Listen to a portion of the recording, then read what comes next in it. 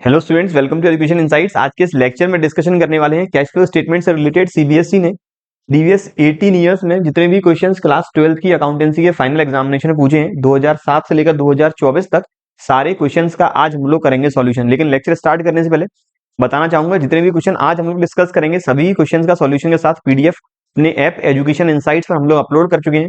आप वहां से इजीली डाउनलोड कर सकते हैं। ऐप को डाउनलोड करने का लिंक और पीडीएफ को डाउनलोड करने का लिंक नीचे डिस्क्रिप्शन बॉक्स में, तो एक बार चेक जरूर करें।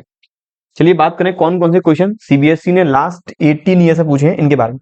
तो पहला क्वेश्चन है, redemption of debenture would results in inflow, outflow और no flow of cash. Redemption का मतलब जब डिबेंचर होल्डर का पैसा वापस करते हैं, पहले उनसे पैसा लिया तो इश्यू ऑफ डिबेंचर, पैसा लौटाया तो रिडम्पशन ऑफ डिबेंचर। पैसा लौटाएंगे तो यहां से रहेगा कैश का आउटफ्लो, तो it leads to outflow of cash because redemption means payment of the debenture holders. अगला है, state whether conversion of debenture into equity shares by a financing company will result in inflow, outflow और no flow of cash. अगर हम एक security को दूसरी security में convert करते हैं तो वहां से कैश का कोई भी फ्लो नहीं होगा। केवल ये सिक्योरिटी जो पहले नॉन करेंट लाइबिलिटी हेडिंग में थी, अब पहुंच जाएगी शेयर होल्डर फंड में। पहले जो कंपनी के लोन प्रोवाइडर्स थे, अब वो कंपनी के शेयर होल्डर बन जाएंगे। Question number next, dividend paid by a finance company is classified under which kind of activity while preparing cash flow statement. एक फाइनेंसिंग एक्टिविटी, एक फाइनेंसिंग कंपनी जिसका मेन काम है टू फाइनेंस एंटिटीज और to finance persons, ये dividend अगर paid कर रहे हैं, डिविडेंड पेड कैसे करेंगे? डिविडेंड पेड करेंगे शेयर्स पे,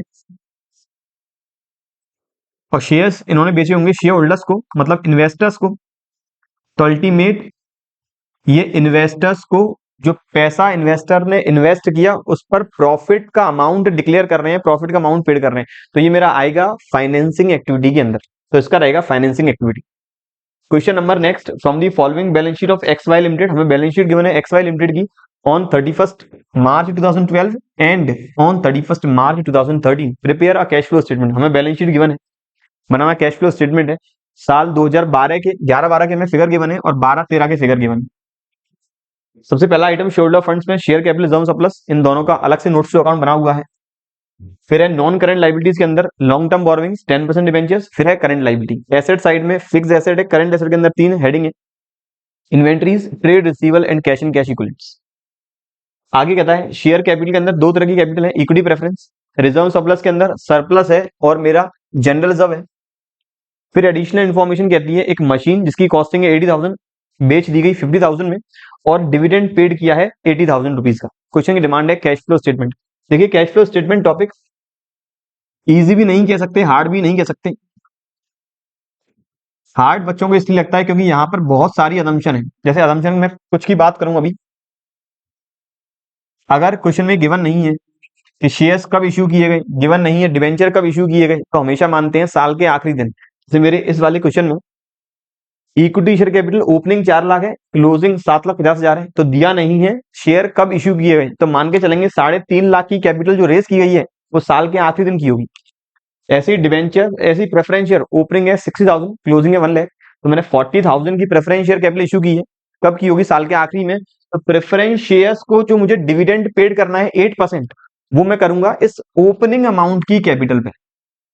ऐसे ही डिवेंचर वाले केस में, अगर डिवेंचर है क्वेश्चन में तो बिल्कुल है, डिवेंचर ओपनिंग 2 लाख है, क्लोजिंग 1,80,000 है, तो डिवेंचर मैंने रिडीम की है और इंटरेस्ट की रेट 10% है, मान के चलेंगे रिडीम की होंगे साल के आखिरी में, तो इस ओपनिंग अमाउंट पर मैं इंटरेस्ट करूंगा पेड। तो बहुत सारी अजम्पशन जो कैश फ्लो में आप फॉलो करते हुए चलेंगे तो टॉपिक ऑटोमेटिकली आपको इजी लगना स्टार्ट होगा। तो मुझे कैश फ्लो स्टेटमेंट बनाना है, फॉर्मेट रहेगा पर्टिकुलर्स, पहला कॉलम अमाउंट और दूसरा कॉलम भी अमाउंट।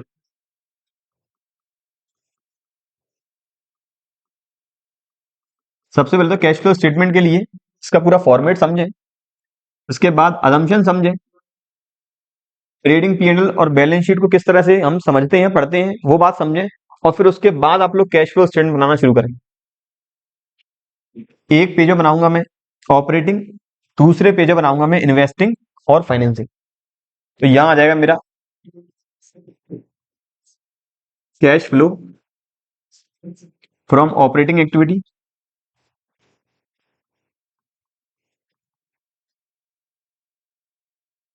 यहां आएगा cash flow from investing activity,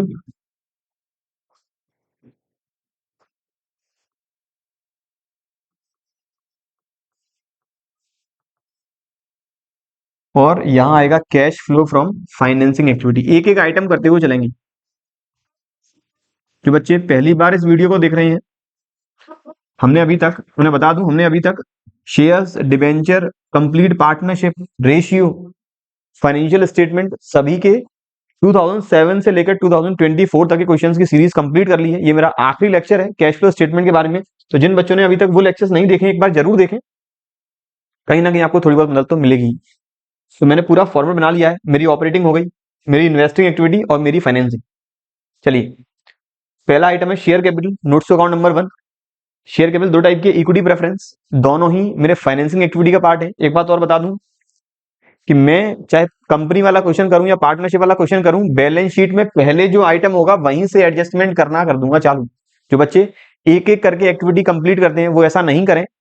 एक एक करके एक्टिविटी कंप्लीट करेंगे। बहुत कम केसेस पॉसिबल है जहां आंसर निकल जाए, और बहुत कम केसेस पॉसिबल जहां पूरा क्वेश्चन कर पाए टाइम फ्रेम के अंदर। तो इसीलिए एक साथ एक साइड से क्वेश्चन को करते हुए चलें। तो पहला आइटम है शेयर कैपिटल, इक्विटी ओपनिंग है 4 लाख, क्लोजिंग है 7,50,000। इसका मतलब मैंने 3.5 लाख के इक्विटी शेयर किए इश्यू। तो यहां लिखेंगे net proceed, net proceed from issue of equity shares. आप यहां पे केवल इश्यू ऑफ इक्विटी शेयर्स भी लिख सकते हैं। सीबीएसई इसका कोई भी नंबर डिडक्ट नहीं करती है। अमाउंट है इसका कुछ 3,50,000। नेट प्रोसीड का मतलब मैंने जितने वैल्यू पर शेयर इश्यू किए, शेयर इश्यू करते वक्त कंपनी को कोई cost, flotation cost, underwriting commission ये पेड करनी होती है। जब भी कंपनी शेयर या डिबेंचर इश्यू करेगी उस समय कुछ खर्चा करना होता है इनिशियली, अंडरराइटर्स को पेमेंट करेंगे, तो वो माइनस करने के बाद शो करते हैं। तो मैंने net profit from issue of equity shares कर दिया है। प्रेफरेंस शेयर मैंने जारी किए थे 40,000 के, तो net proceeds from issue of preference share 40,000। अब यहीं पर प्रेफरेंस शेयर की डिविडेंड की रेट गिवन है जो है 8%। मैंने पहले बता दिया असम्पशन क्या है, 40,000 के इश्यू किए होंगे साल के आखिरी में, तो 8% डिविडेंड की रेट रहेगी। अप्लाई करेंगे ओपनिंग कैपिटल पे, तो 60,000 का 8% आएगा 4,800। पेमेंट करेंगे डिविडेंड का, तो कैश का होगा आउटफ्लो। तो payment of preference dividend, payment of preference dividend. Dividend के बारे में एक बात और याद रखें, इसका एडजस्टमेंट हम ऑपरेटिंग एक्टिविटी में भी करेंगे। कहां करने वाले हैं सर? अगर ऑपरेटिंग एक्टिविटी में मुझे सबसे पहले चाहिए होता है प्रॉफिट बिफोर टैक्स, अगर क्वेश्चन में वो गिवन नहीं है, अगर रिटेन्ड अर्निंग गिवन है, तो रिटेन्ड अर्निंग्स में मैं ऐड करूंगा इस साल जो कंपनी ने डिविडेंड डिक्लेयर किया, मैं ऐड करूंगा इस साल कंपनी ने जो रिजर्व अपोर्शन किया, मतलब रिजर्व में पैसा ट्रांसफर किया, रिजर्व में प्रॉफिट ट्रांसफर किया है, चाहे वो रिजर्व स्पेसिफिक हो या रिजर्व हो जनरल।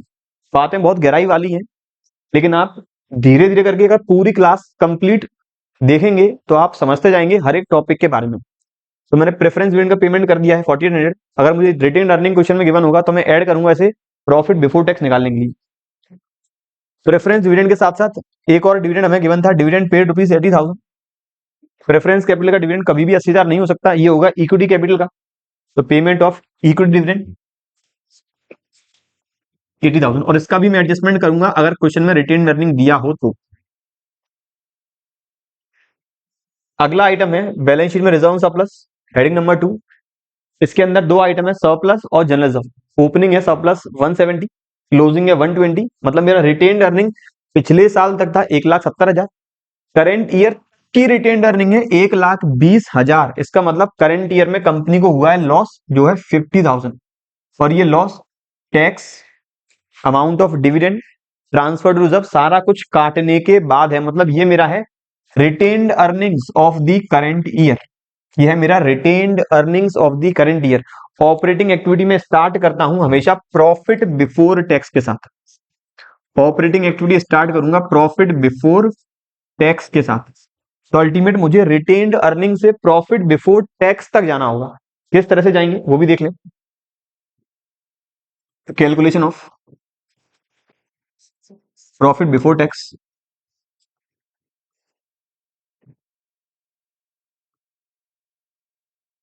सबसे पहले retained earning of current year, retained earnings of current year जो थी -50,000, -50,000।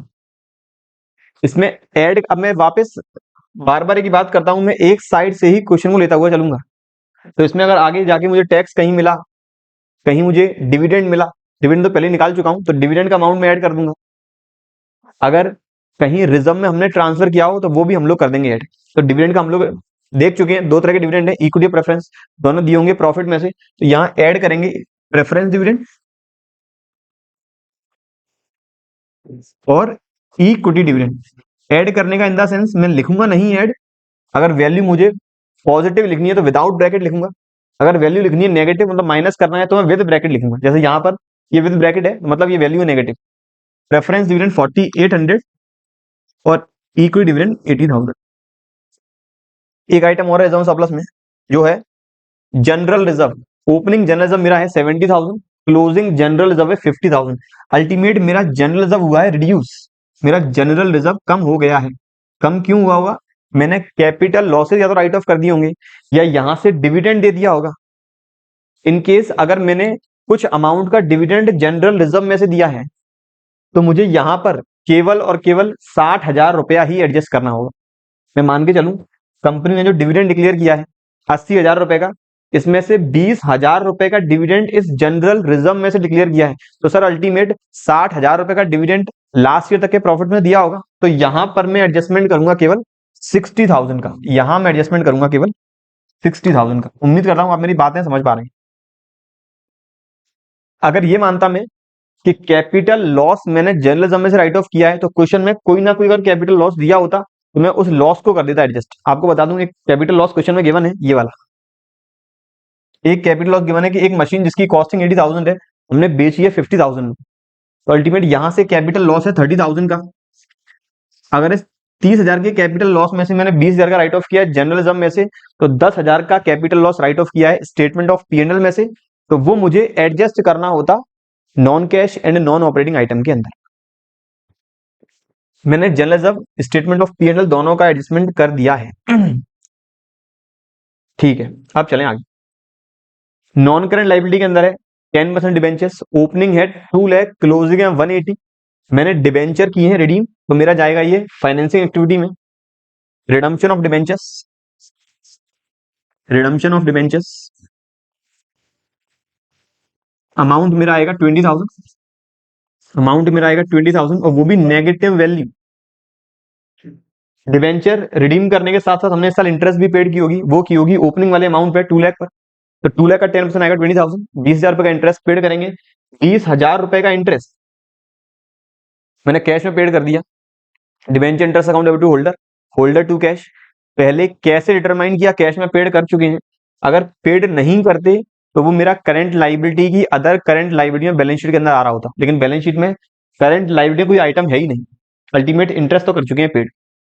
दूसरी बात, इंटरेस्ट पेड करने के बाद इंटरेस्ट को साल के आखिर में राइट ऑफ भी करेंगे। कहां से राइट ऑफ करेंगे? वो करेंगे स्टेटमेंट ऑफ पीएनएल से, जबकि इंटरेस्ट मेरा है फाइनेंसिंग एक्टिविटी का आइटम, तो मुझे स्टेटमेंट ऑफ पीएनएल में से उस 20,000 रुपए के इंटरेस्ट को निकाल कर पहुंचाना होगा फाइनेंसिंग एक्टिविटी के अंदर। निकालेंगे किस तरह से? मैंने इंटरेस्ट को राइट ऑफ किया हुआ स्टेटमेंट ऑफ पीएनएल से, एंट्री की होगी statement of PNL account debit to debenture interest. तो अल्टीमेट इस ऑपरेटिंग एक्टिविटी में इसका इफेक्ट लाना होगा रिवर्स। पहले माइनस कर चुके हैं स्टेटमेंट ऑफ पीएनएल में से, अब करना होगा प्लस, और फाइनेंसिंग एक्टिविटी में से मैं करूंगा माइनस। ये तो बात हुई एडजस्टमेंट की। करेंगे किस तरह से? डिस्क्लोजर क्या होगा? तो जो इंटरेस्ट है वो है नॉन ऑपरेटिंग आइटम, तो यहां पर प्रॉफिट बिफोर टैक्स के नीचे मैं लिखूंगा adjustment for non cash and non operating item. मुझे एडजस्टमेंट करना है non cash and non operating items का, जिसमें पहला है डिबेंचर इंटरेस्ट, पहला है डिबेंचर इंटरेस्ट, अमाउंट है 20,000, ये मुझे यहां करना है प्लस, और मैं debenture interest payment of debenture interest यहां मैं करूंगा माइनस।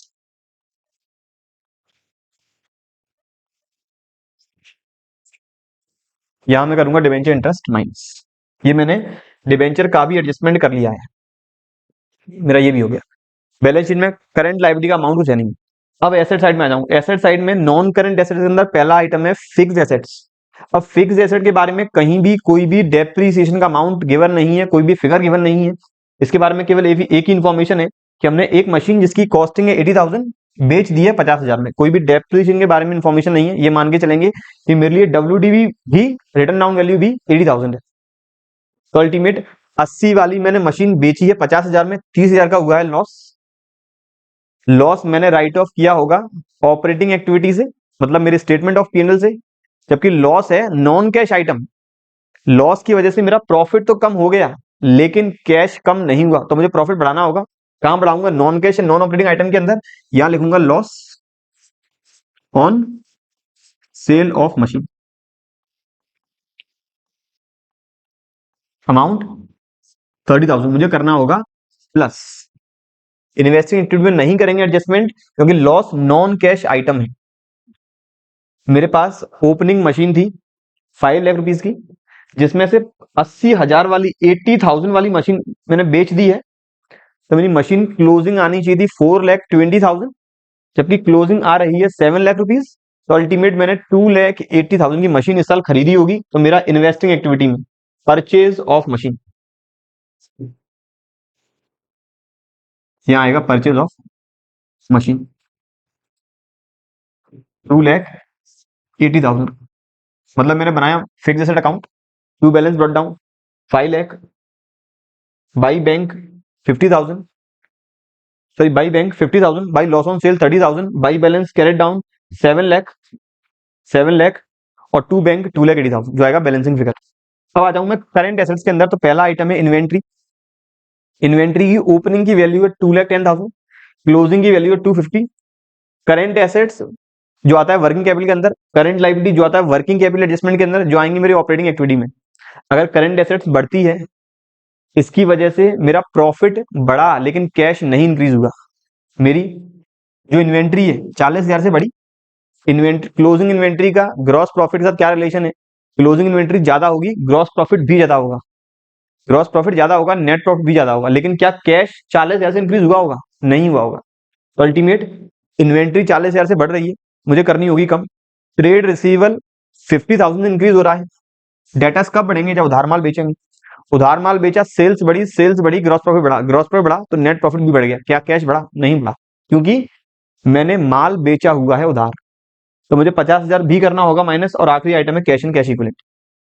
इनका आइटम मैं करूंगा adjustment for working capital changes में, जो आएगा मेरी ऑपरेटिंग एक्टिविटी के अंदर ही। 2-3 लाइन छोड़कर लिखेंगे adjustment for working capital changes.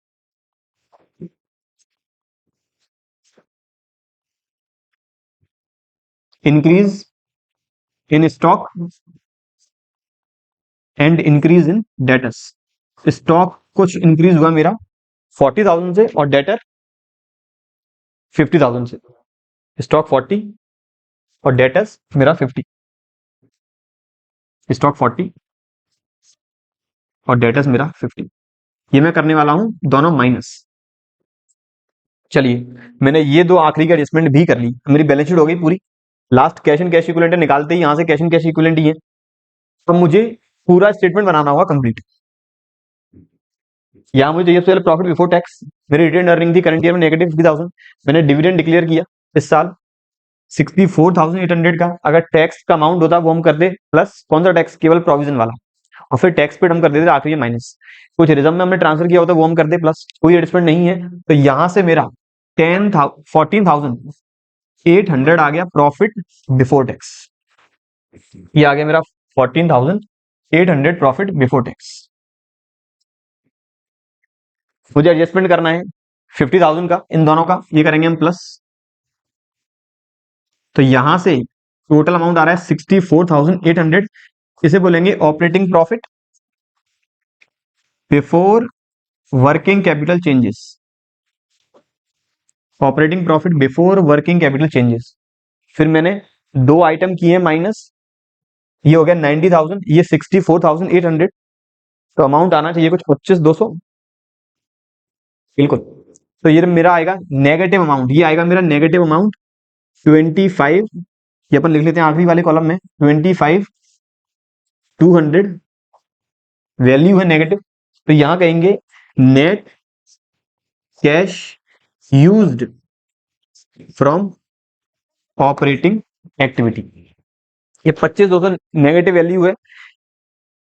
Investing में चले तो इन्वेस्टिंग मैंने मशीन खरीदी है, यहां से मेरा कैश का होगा आउटफ्लो, एक ही आइटम है। और मैंने एक मशीन बेची भी थी, एक मशीन मैंने बेची भी थी। कितने बेची है सर मैंने? वो बेची है 50,000। तो बेचने वाली मुझे करनी है प्लस, खरीदने वाली मुझे करनी है माइनस। तो मेरा इन्वेस्टिंग एक्टिविटी से आ गया 2,30,000। ये कहलाएगा वापस net cash used, net cash use from investing activity. अब फाइनेंसिंग का, ये नेट कैश यूज भी 2,30,000।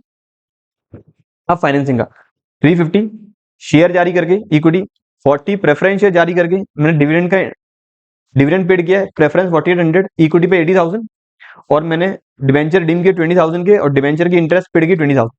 मेरा कैश इस बार आ रहा है जनरेटेड 2,65,800।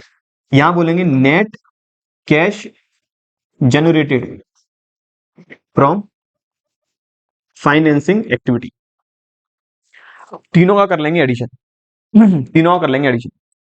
तो ये वैल्यू स्टार्टिंग मेरी थी 2 नेगेटिव, एक है पॉजिटिव। तो मेरा नेट अमाउंट आ रहा है 25,200 प्लस 2,30,000, नेगेटिव वैल्यू माइनस 25,200, मेरा आ रहा है वैल्यू पॉजिटिव 10,000। इसे बोलेंगे net change in cash and cash equivalent, या फिर नेट कैश यूज्ड फ्रॉम, इसे बोलेंगे net changes in cash and cash equivalent, या फिर नेट कैश जनरेटेड, अगर वैल्यू पॉजिटिव है तो, नेगेटिव है तो net cash used from operating, investing and financing activities. मेरा अमाउंट आ रहा था पॉजिटिव 10,000।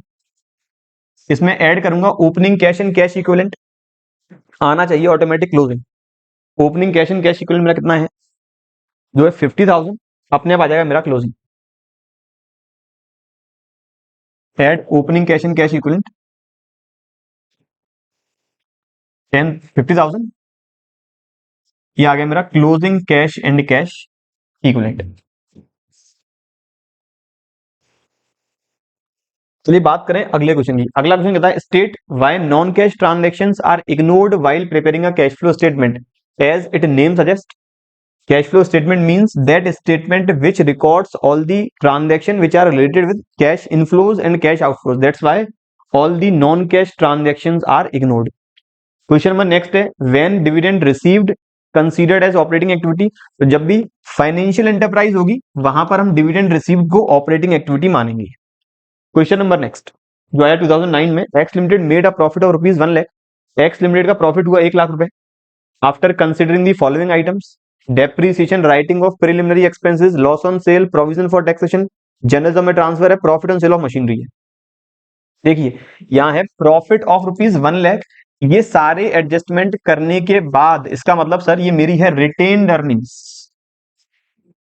आगे इन्फॉर्मेशन और मुझे गिवन है, डेटर्स, बीआर, क्रेडिटर्स, बीपी और प्रीपेड एक्सपेंस। बच्चे समझ गए होंगे कि ये मेरे वर्किंग कैपिटल के आइटम्स हैं।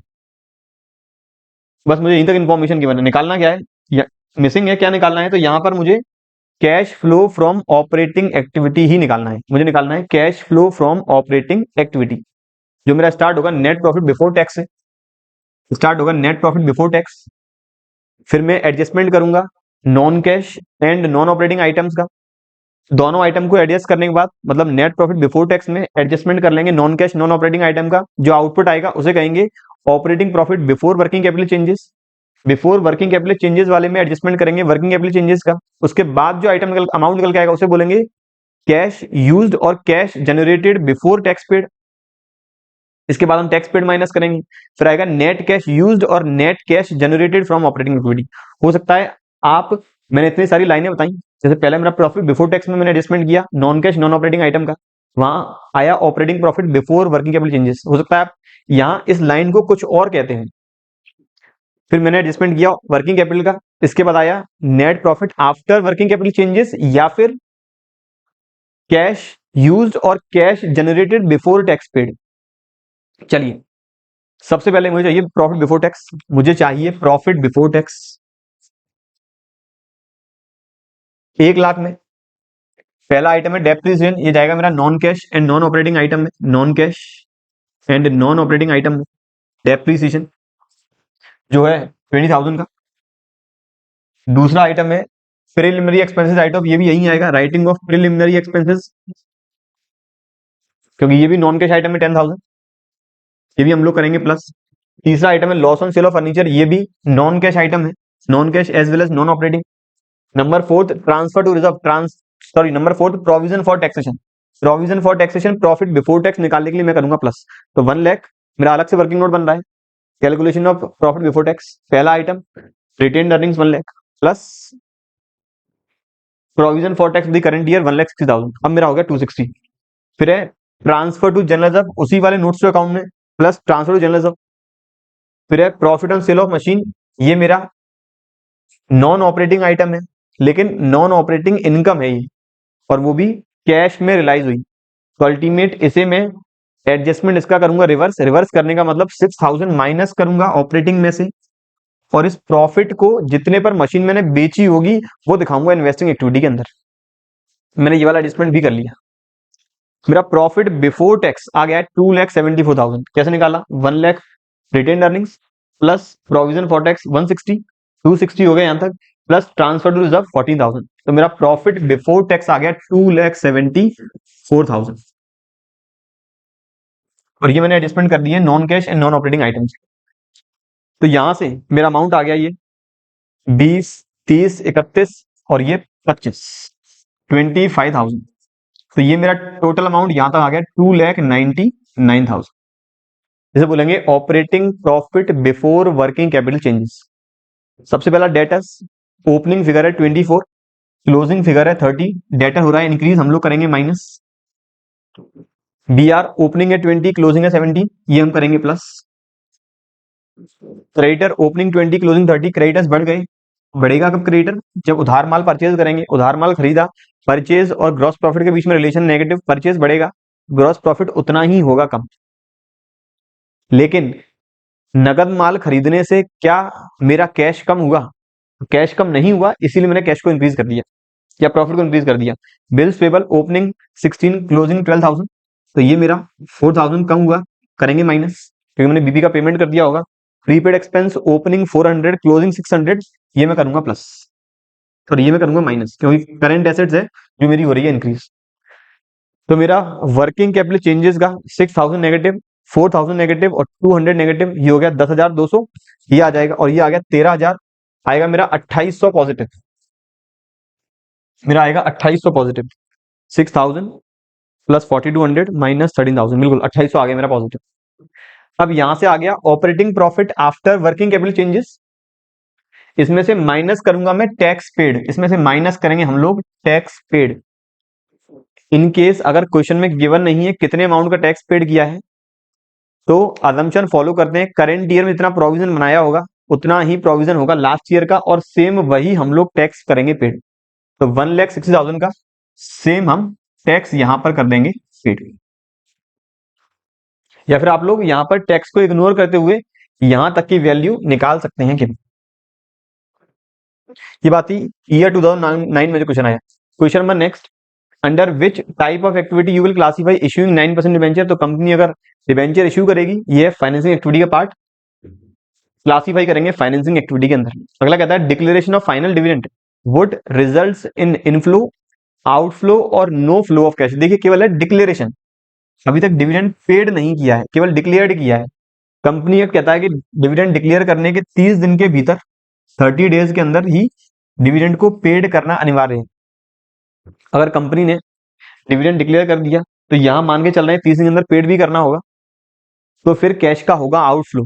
लेकिन केवल इस स्टेटमेंट पर ही जाएं तो केवल डिविडेंड डिक्लेयर किया है, पेड नहीं किया, तो कैश का कोई भी आउटफ्लो नहीं होगा।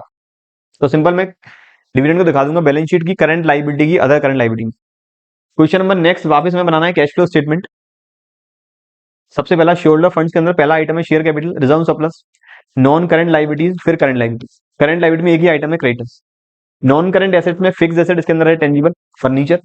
करंट एसेट में inventory, trade receivable, cash and cash equivalents. आगे कहता है इन्फॉर्मेशन है मेरा रिजर्व सरप्लस, ओपनिंग है 5,000 और क्लोजिंग है 6,000, कोई भी इंफॉर्मेशन इसके अलावा गिवन नहीं है। आखिरी एडजस्टमेंट है कि करंट ईयर में हमने ₹3000 का डिविडेंड पेड किया है। क्वेश्चन की डिमांड है वापस कैश फ्लो स्टेटमेंट बनाना। तो मैं वापस चलूंगा शेयर कैपिटल से। ओपनिंग 12, क्लोजिंग 15, तो मैंने 3000 के शेयर किए इश्यू फाइनेंसिंग एक्टिविटी के अंदर। रिजर्व सरप्लस ओपनिंग 5, क्लोजिंग 6, इसका मतलब करंट ईयर की 1000 की रिटेन अर्निंग है, तो मैंने बना लिया working note, calculation of profit before tax 1000 retain earnings, मैंने बना दिया 1000 रिटेन अर्निंग्स पॉजिटिव। इसके बाद है क्रेडिटर्स ओपनिंग 15,000, क्लोजिंग 11,000, ये जाएगा मेरा वर्किंग कैपिटल चेंजेस के अंदर, वो भी वैल्यू हो रही है कम, तो मैं करूंगा -4,000। फिर अब आ जाऊं मैं नॉन करंट एसेट्स में। तो पहला आइटम है टेंजिबल फर्नीचर। फर्नीचर ओपनिंग 5 है, क्लोजिंग 8 है। क्या फर्नीचर के बारे में कोई इन्फॉर्मेशन है? कोई भी इन्फॉर्मेशन फर्नीचर से रिलेटेड नहीं है, तो अल्टीमेट फर्नीचर मैंने किया होगा परचेज। परचेज करेंगे, कैश का होगा आउटफ्लो, तो मैं इन्वेस्टिंग में करूंगा माइनस। इसके बाद इन्वेंट्रीज ओपनिंग 6,000, क्लोजिंग 4,000, ये जाएगा मेरा वर्किंग कैपिटल चेंजेस में, मतलब ऑपरेटिंग एक्टिविटी में 2,000 हम करेंगे प्लस, क्योंकि करंट एसेट हो रही है कम। अगला है ट्रेड रिसीवेबल ओपनिंग 10,000, क्लोजिंग 8,000, तो यहां से भी डेटा हो रहे हैं कम, हम करेंगे प्लस। आखिरी कैश इन कैश फ्लो निकालना मोटिव है ही इसका। मैंने रिटेन अर्निंग कर लिया। डिविडेंड की बात कर लें तो डिविडेंड करंट ईयर में 3,000 का पेड किया है, तो फाइनेंसिंग एक्टिविटी, तो जाएगा फाइनेंसिंग में। डिविडेंड को अप्रोप्रिएट किया होगा प्रॉफिट में से, करंट ईयर की रिटेन अर्निंग में से, तो ये करना होगा मुझे प्लस। तो अल्टीमेट प्रॉफिट बिफोर टैक्स आएगा 4,000। मैंने एडजस्टमेंट किया non cash and non operating item का, जो यहाँ पर कोई भी नहीं है।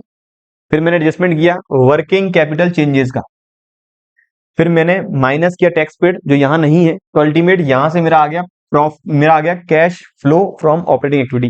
वैल्यू आ रही है 4,000। नेट कैश जनरेटेड वैल्यू आ रही है पॉजिटिव, तो net cash generated from operating activity. Investing का net cash used from operating activity. Financing में कुछ भी नहीं आ रहा, तो अल्टीमेट ऑपरेटिंग का 4,000 प्लस इन्वेस्टिंग का 3,000 माइनस, तो ये आ गया मेरा 1,000 प्लस का। इसमें ऐड करेंगे opening cash in cash equivalent 11,000, तो आ जाएगा मेरा closing cash in cash equivalent 12,000। Question number next. अगला है give the meaning of cash flow, कर चुके हैं। नेक्स्ट है state with reason whether deposit of cash into bank will result into flow, inflow, outflow और no flow of cash. Cash अगर bank में जमा कराएंगे तो यहां से कोई भी कैश का फ्लो नहीं होगा, because cash and bank both are treated as cash as per the accounting standard cash flow statement. Question number next. वापस हमें कैश फ्लो स्टेटमेंट बनाना है विजया लिमिटेड का। इन्फॉर्मेशन गिवन है 2011-12 और 12-13 की। इन्फॉर्मेशन है शेयर कैपिटल रिजर्व सरप्लस, जिसका पहला नोट्स टू अकाउंट है। फिर है नॉन करंट करंट लायबिलिटी के अंदर क्रेडिटर्स, फिक्स एसेट के अंदर टेंजिबल, करंट एसेट के अंदर inventory, trade receivable, cash in cash equivalent. Adjustment एक है रिजर्व सरप्लस में जनरल रिजर्व और statement of PNL. Additional information में दो आइटम्स हैं कि डेप्रिसिएशन हमने चार्ज किया फिक्स एसेट पर 14,700 और इंटरिम डिविडेंड 7,000 का कंपनी ने इस साल किया है पेड। तो एक तो शेयरहोल्डर फंड्स में शेयर कैपिटल से रिलेटेड है डिविडेंड का, और एक है टेंजिबल एसेट्स में टेंजिबल एसेट के डेप्रिसिएशन का। चलें, पहला item share capital opening 45, closing 65, तो 20,000 के हमने शेयर किए होंगे इश्यू, ये आ गया मेरा फाइनेंसिंग। इश्यू ऑफ शेयर्स या फिर net profit from issue of shares, इसी से रिलेटेड एक था कि इस साल कंपनी ने इंटरिम डिविडेंड डिक्लेयर किया 7,000 का, तो ये हम फाइनेंसिंग एक्टिविटी से करेंगे माइनस, और कहां प्लस करेंगे रिटेन्ड अर्निंग में प्रॉफिट बिफोर टैक्स निकालने के लिए। दूसरा आइटम है रिजर्व सरप्लस, इसका नोट्स टू अकाउंट नंबर 1 है। जनरल रिजर्व है ओपनिंग 15,000, क्लोजिंग है 27,500। स्टेटमेंट ऑफ पीएनएल ओपनिंग है 9,000, क्लोजिंग है 14,500। यहां से मेरी रिटेन अर्निंग आ गई 5,500, मेरी रिटेन अर्निंग आ गई 5,500। इसमें एक मैंने ऐड किया इंटरिम डिविडेंड। इंटरिम और फाइनल में क्या अंतर है, फाइनल और प्रपोज डिविडेंड में क्या रिलेशन है, क्या डिफरेंसेस है, उसके लिए मैंने एक सेपरेट वीडियो बनाया है। लिंक शायद ऊपर आई बटन में दे दिया है मैंने, इनकेस नहीं मिला है लिंक तो आप हमारे चैनल पर जाके सर्च करेंगे। मैंने डिटेल में वीडियो बनाया है कि किस तरह से प्रेजेंटेशन होगी, क्या डिस्क्लोजर रहेगा और कितने डिफरेंसेस हैं इंटरिम, फाइनल में, प्रपोज्ड और फाइनल में। चलिए, मैंने इंटरिम डिविडेंड भी कर दिया प्लस रिटेन्ड अर्निंग के अंदर, और मुझे एडजस्टमेंट करना था ट्रांसफर टू जनरल रिजर्व। कितना ट्रांसफर किया 12,500, ये मैंने 12,500 यहां कर लिया प्लस, मेरा रिजर्व सरप्लस हो गया। करंट लायबिलिटी के अंदर creditors opening 8,700, closing 11,000, creditors increase हो रहे हैं 2300 से, जो मैं एडजस्टमेंट करूंगा वर्किंग कैपिटल चेंजेस में करेंगे प्लस। अब आ जाए एसेट साइड में। पहला आइटम है टेंजिबल। टेंजिबल की ओपनिंग वैल्यू है 46,700। एडजस्टमेंट था कि हमने इस साल डेप्रीसिएशन लगाया 14,700। अगर डेप्रीसिएशन लगाएंगे तो ये मेरा जाएगा ऑपरेटिंग एक्टिविटी के अंदर non cash and non operating item में, जो मेरा होगा प्लस। और अगर 46,700 की मशीन पे या टेंजिबल एसेट्स पे मैं 14,700 का डेप्रीसिएशन लगाऊं, तो सर क्लोजिंग वैल्यू आनी चाहिए थी 32,000, जबकि क्लोजिंग आ कितनी रही है 83। अल्टीमेट मैंने किया होगा परचेज, जो आ रही है वैल्यू 51,000 की। मैंने बनाया टेंजिबल एसेट्स का account, to balance brought down 46,700, by balance carried down 83,000, by depreciation 14,700। तो आ गया मेरा टू बैंक ब्रैकेट में बैलेंसिंग फिगर। परचेज मैंने किया है 51,000 का, तो ये मेरा जाएगा 51,000 नेगेटिव वैल्यू इन्वेस्टिंग एक्टिविटी के अंदर। अगला आइटम करंट एसेट्स में इन्वेंट्री है। ओपनिंग वैल्यू इन्वेंट्री 11,000 है, क्लोजिंग 13,000 है। इन्वेंट्री इंक्रीज हो रही है, मैं करूंगा minus. Trade receivable opening 18,000, closing 19,500 में करूंगा माइनस, क्योंकि ये दोनों है वर्किंग कैपिटल का पार्ट। मैंने एडजस्टमेंट सारे कर लिए, ये दोनों भी कर लिए और ये दोनों भी हो चुके हैं। अब निकालते हैं आंसर। ये आ गया प्रॉफिट बिफोर टैक्स, तो 12, 18, 25, 25,000। एडजस्टमेंट किया non cash non operating item का, एडजस्टमेंट किया वर्किंग कैपिटल चेंजेस का, तो ये आ गया 25,000 प्लस 14,700 प्लस 2,300 माइनस 3,500, ये आ रहा है 38,500। Net cash generated from operating, net cash used from investing और net cash generated from financing. तो 38,500 प्लस 13,000 माइनस 51,000, दो वैल्यू पॉजिटिव एक नेगेटिव है। मेरा आ रहा है net cash generated from operating, investing and financing activity ₹500। Add करेंगे opening cash and cash equivalent 2,000, आ जाएगा मेरा क्लोजिंग 2,500। मैंने आपको फॉर्मेट एक बार बता दिया है। अब हर एक आइटम को मैं खोल के आपके सामने प्रेजेंट कर रहा हूं। बार बार मैं स्टेटमेंट इसलिए नहीं बना रहा, बार बार बनाएंगे वीडियो की लेंथ काफी ज्यादा होगी, स्टेटमेंट में क्लियरिटी नहीं आ पाएगी, कॉन्सेप्ट में क्लियरिटी नहीं आएगी। तो जहां मुझे लगता है कि कॉन्सेप्ट बताना जरूरी है, वहां पर आपको स्पेसिफिक अकाउंट बना के भी मैं दिखाऊंगा। वापस इन्फॉर्मेशन हमें गिवन है, बनाना कैश फ्लो स्टेटमेंट है। इन्फॉर्मेशन गिवन है 11, 12 और 12, 13 की। इन्फॉर्मेशन में कहता है शेयर कैपिटल है, रिजर्व सरप्लस है, शॉर्ट टर्म बोरिंग्स के अंदर बैंक लोन है, ट्रेड पेबल है, शॉर्ट टर्म प्रोविजन है। यहां बात याद रखनी है कि हमेशा करंट लाइबिलिटी वर्किंग कैपिटल के अंदर नहीं आएगी। करंट लाइबिलिटी कुछ ऐसे आइटम्स हैं जो मेरे फाइनेंसिंग एक्टिविटी के अंदर आएंगे, जैसे है bank loan, cash credit, bank overdraft. ये है short term financing items, so it will be presented under the financing activity. फिर इसका ट्रेड वाला शॉर्ट टर्म प्रोविजन है। फिक्स के अंदर tangible intangible investments, current assets के अंदर inventory, trade receivable, cash and cash equivalents. Information कहती है रिजर्व सरप्लस के अंदर एक आइटम है statement of P and L. Short term provision के अंदर दो आइटम है dividend payable, provision for tax. और एडिशनल इन्फॉर्मेशन में गिवन है during the year a building having book value 50,000 was sold at a depreciation charged on building was ₹4,000। यहां पर कुछ लिखना भूल गए, डेप्रिसिएशन कितना है अज्यूम कर लेते हैं। चलिए बिल्डिंग ये हमने बेची है, चलिए मान के चले बिल्डिंग जिसकी बुक वैल्यू 50,000 है, सोल्ड एट अ डेप्रिसिएशन। यहां मान के चले ये है कॉस्ट, यहाँ कुछ मिसप्रिंट है क्वेश्चन में। डेप्रिसिएशन मान के चल रहे हैं, अभी तक डेप्रिसिएशन लग चुका है 40,000 का,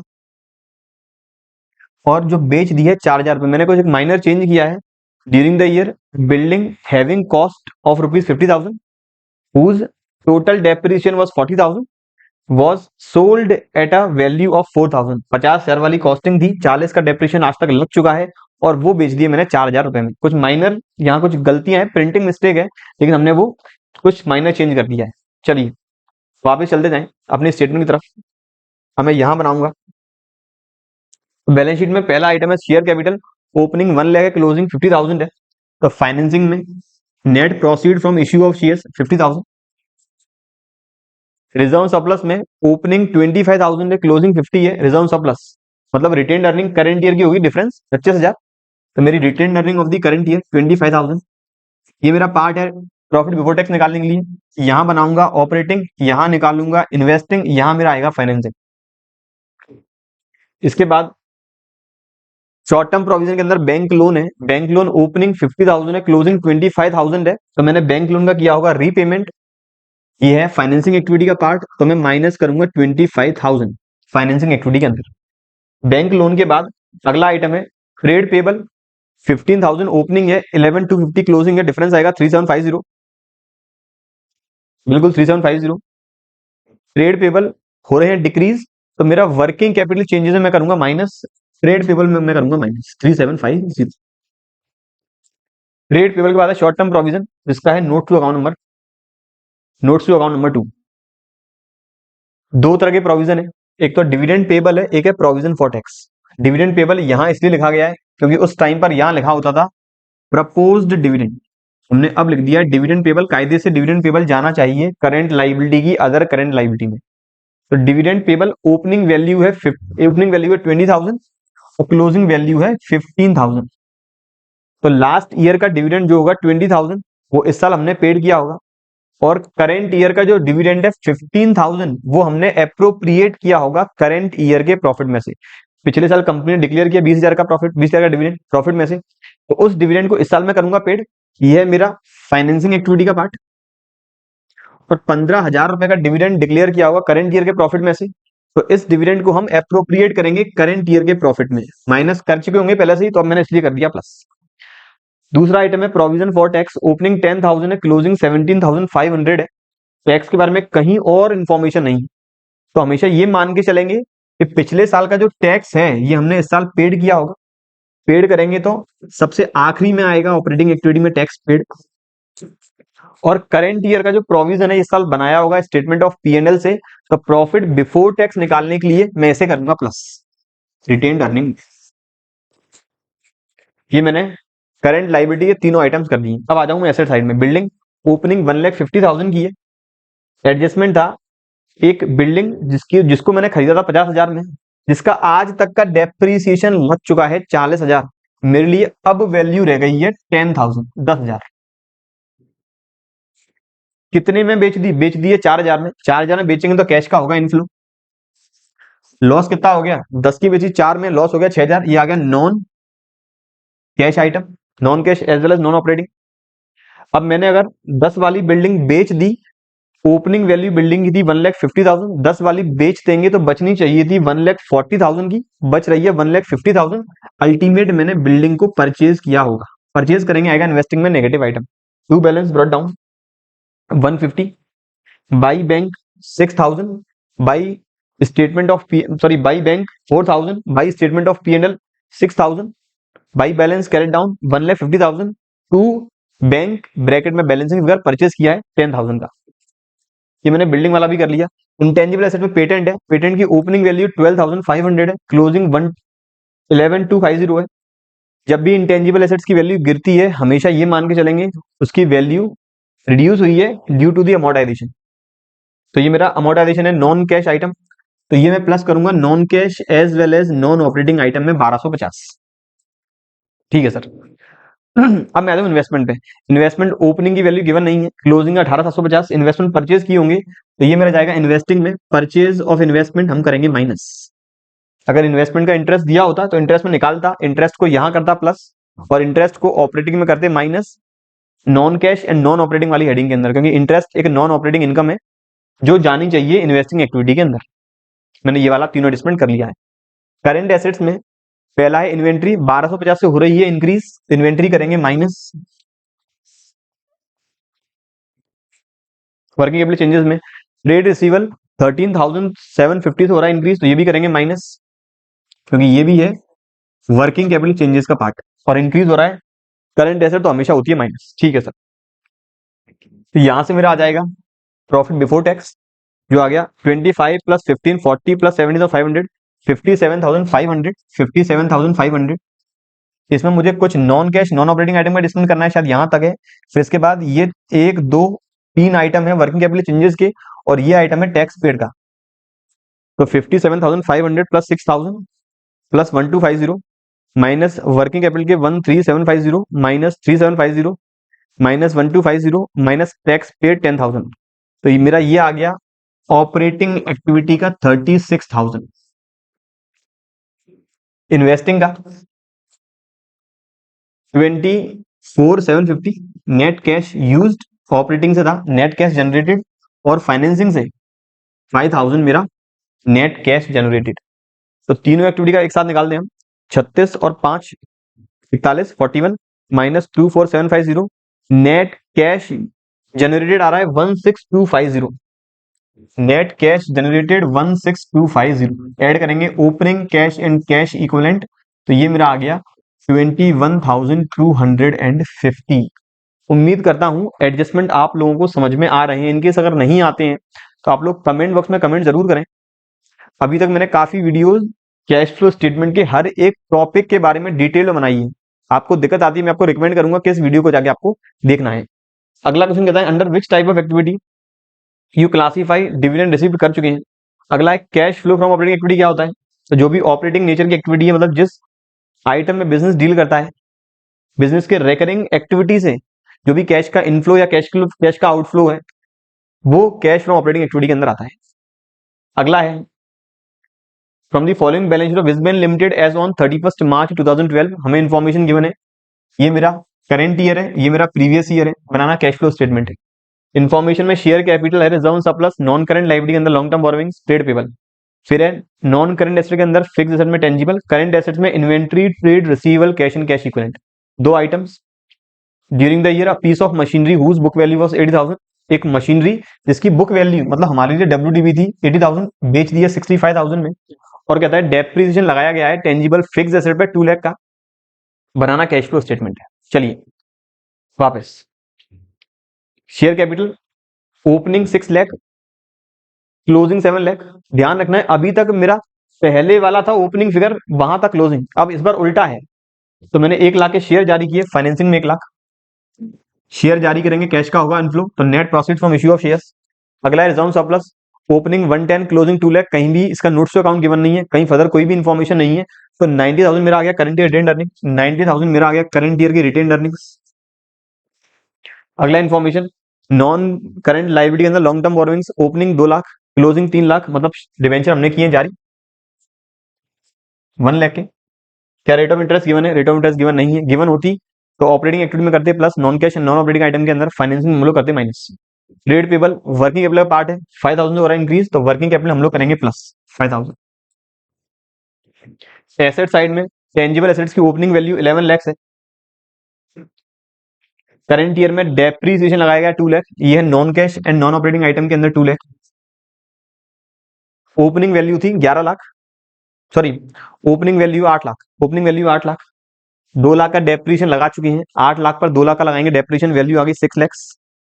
फर्दर एक 80,000 वाली बुक वैल्यू की मशीन बेच चुके हैं, तो इसमें से 80,000 वाली बेच चुके हैं, वैल्यू लगी है 5,20,000।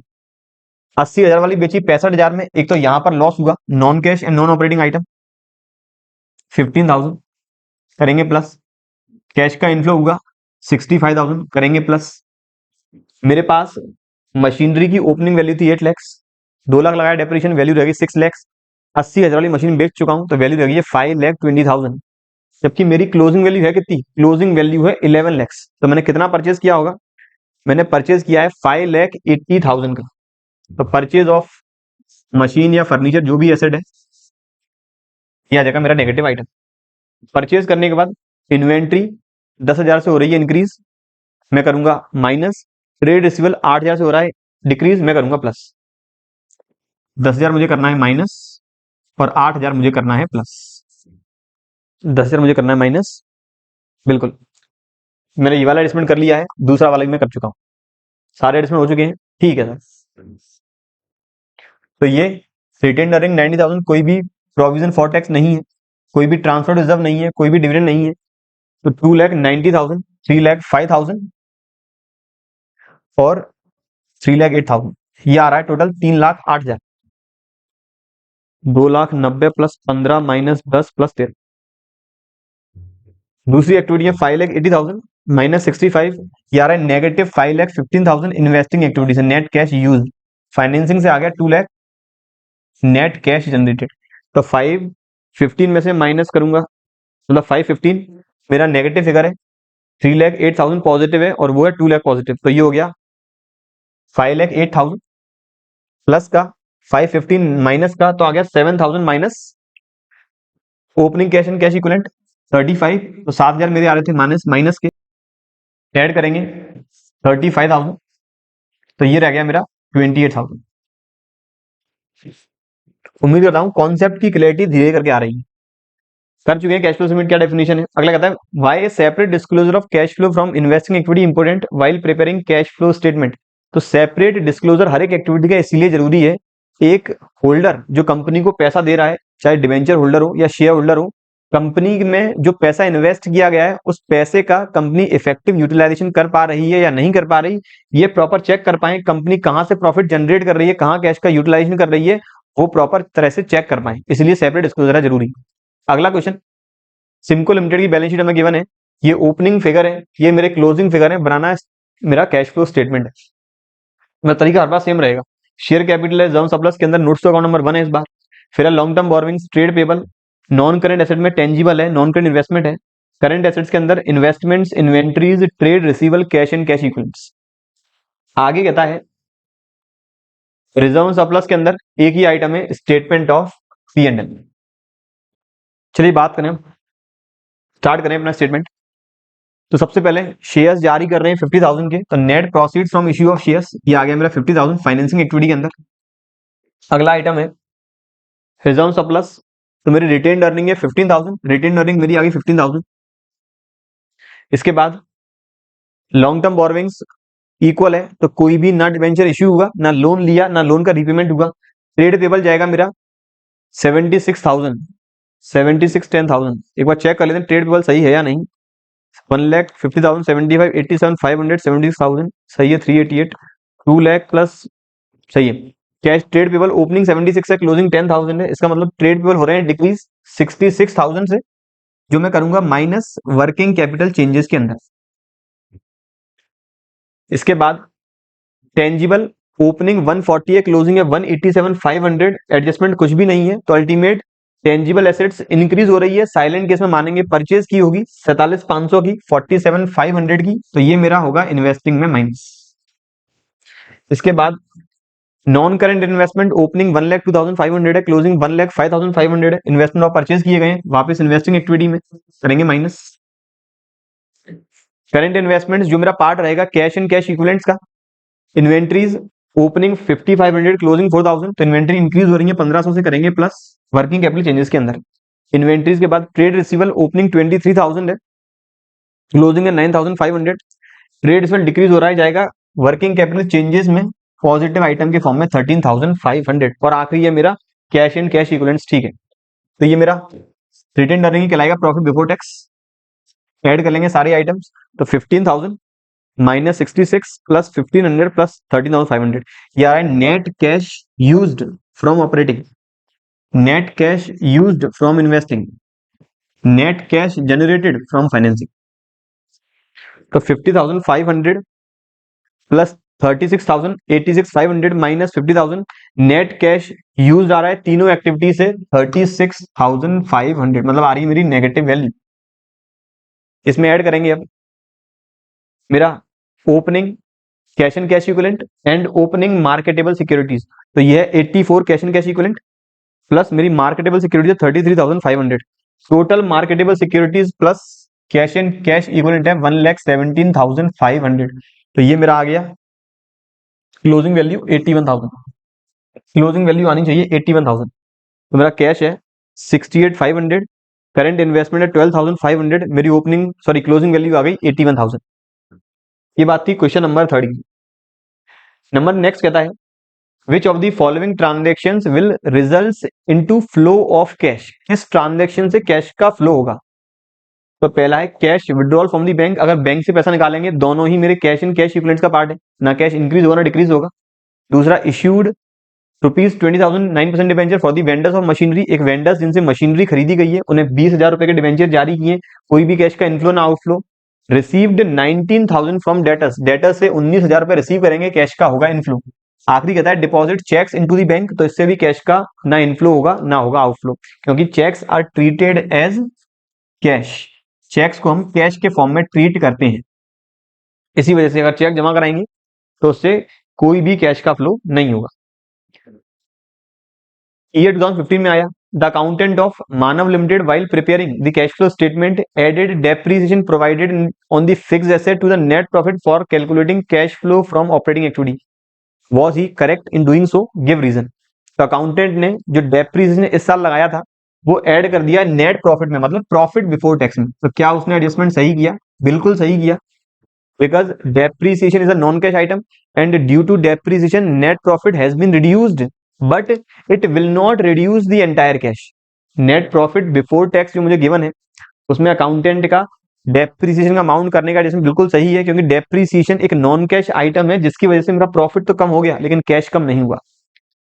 अगला क्वेश्चन, सोलर पावर लिमिटेड की हमें बैलेंस शीट गिवन है 31 मार्च 2030, ओपनिंग फिगर और क्लोजिंग फिगर। इंफॉर्मेशन है share capital, reserve surplus, long term borrowings, trade payable, short term provision. Fix asset के अंदर टेंजिबल इंटेंजिबल, करंट एसेट्स में investment, inventory, trade रिसीवल, cash and cash equivalents. Adjustment number 1, reserve surplus का केवल एक ही item है statement of PNL.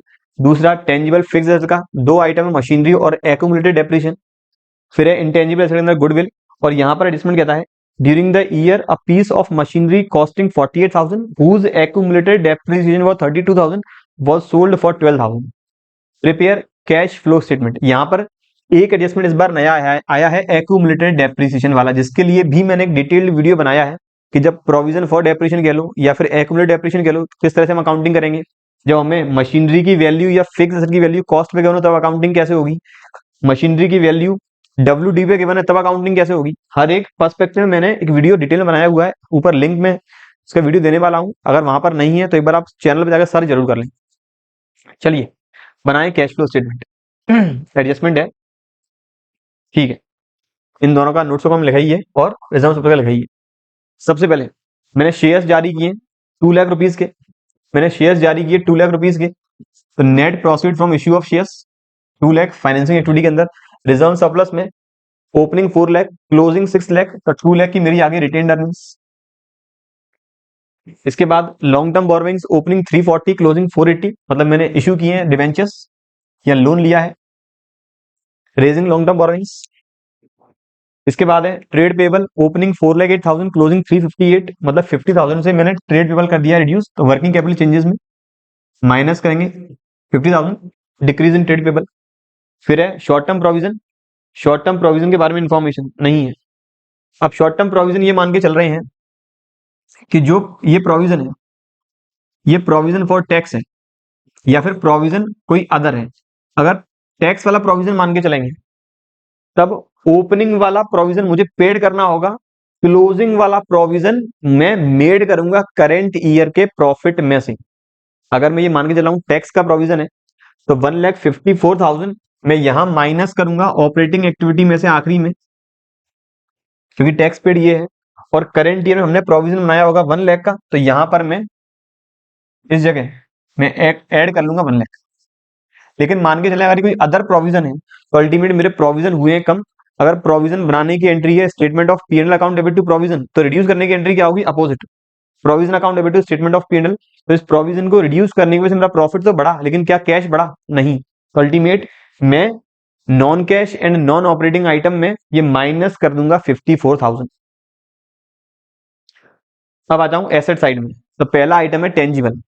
Tangible item में मुझे value given है 17 लैक्स ओपनिंग और 21,40,000 क्लोजिंग। ये है मेरी WDV, ये है मेरी रिटर्न डाउन वैल्यू।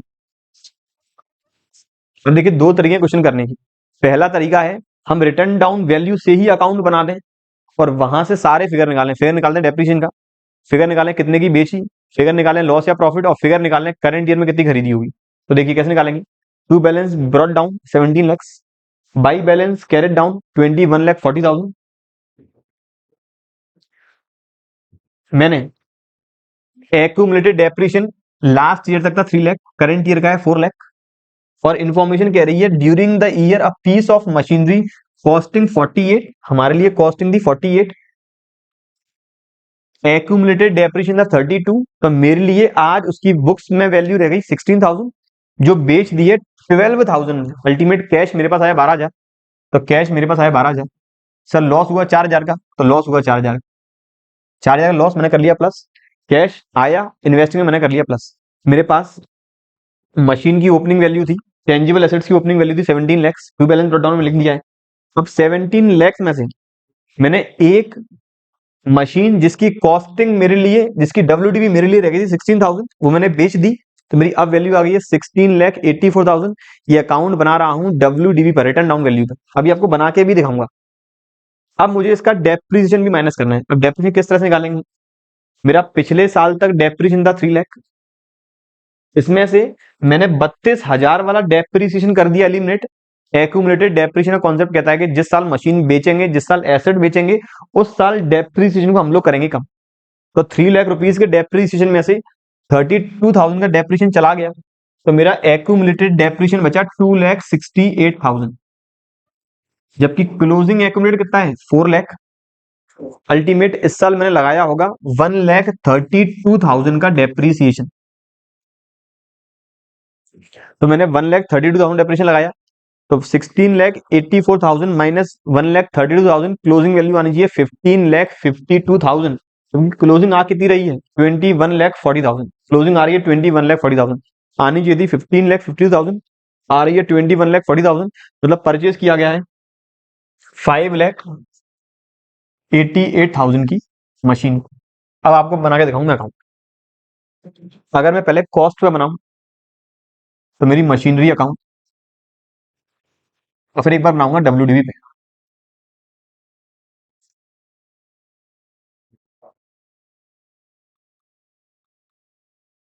यहां बना रहा हूं मैं कॉस्ट। आप दोनों में से कोई सा भी मोड चूज कर सकते हैं। मैंने जो वीडियो चैनल पे बनाया है उसमें मैंने काफी सारे क्वेश्चंस कंसीडर किए हैं। तो यहाँ कॉस्ट पे आएगा टू बैलेंस ब्रॉट डाउन, जो ओपनिंग कॉस्ट है 20 lakhs,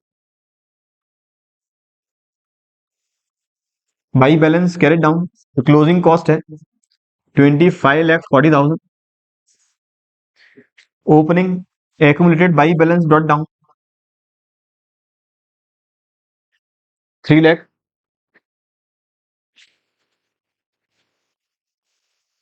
closing to balance carried down 4 lakh. यहां तक बात है ठीक। अब मैंने एक 48,000 वाली, अगर एक्यूमुलेटेड डेप्रिसिएशन अकाउंट अलग से बनाया गया है, तो यहां से पहले हम, तो फिर मशीनरी के अकाउंट में पहले यहां से डेप्रिसिएशन पहुंचाएंगे। तो मैंने 48,000 वाली पर डेप्रिसिएशन आया 32,000, तो यहां आएगा 2 मशीन 32,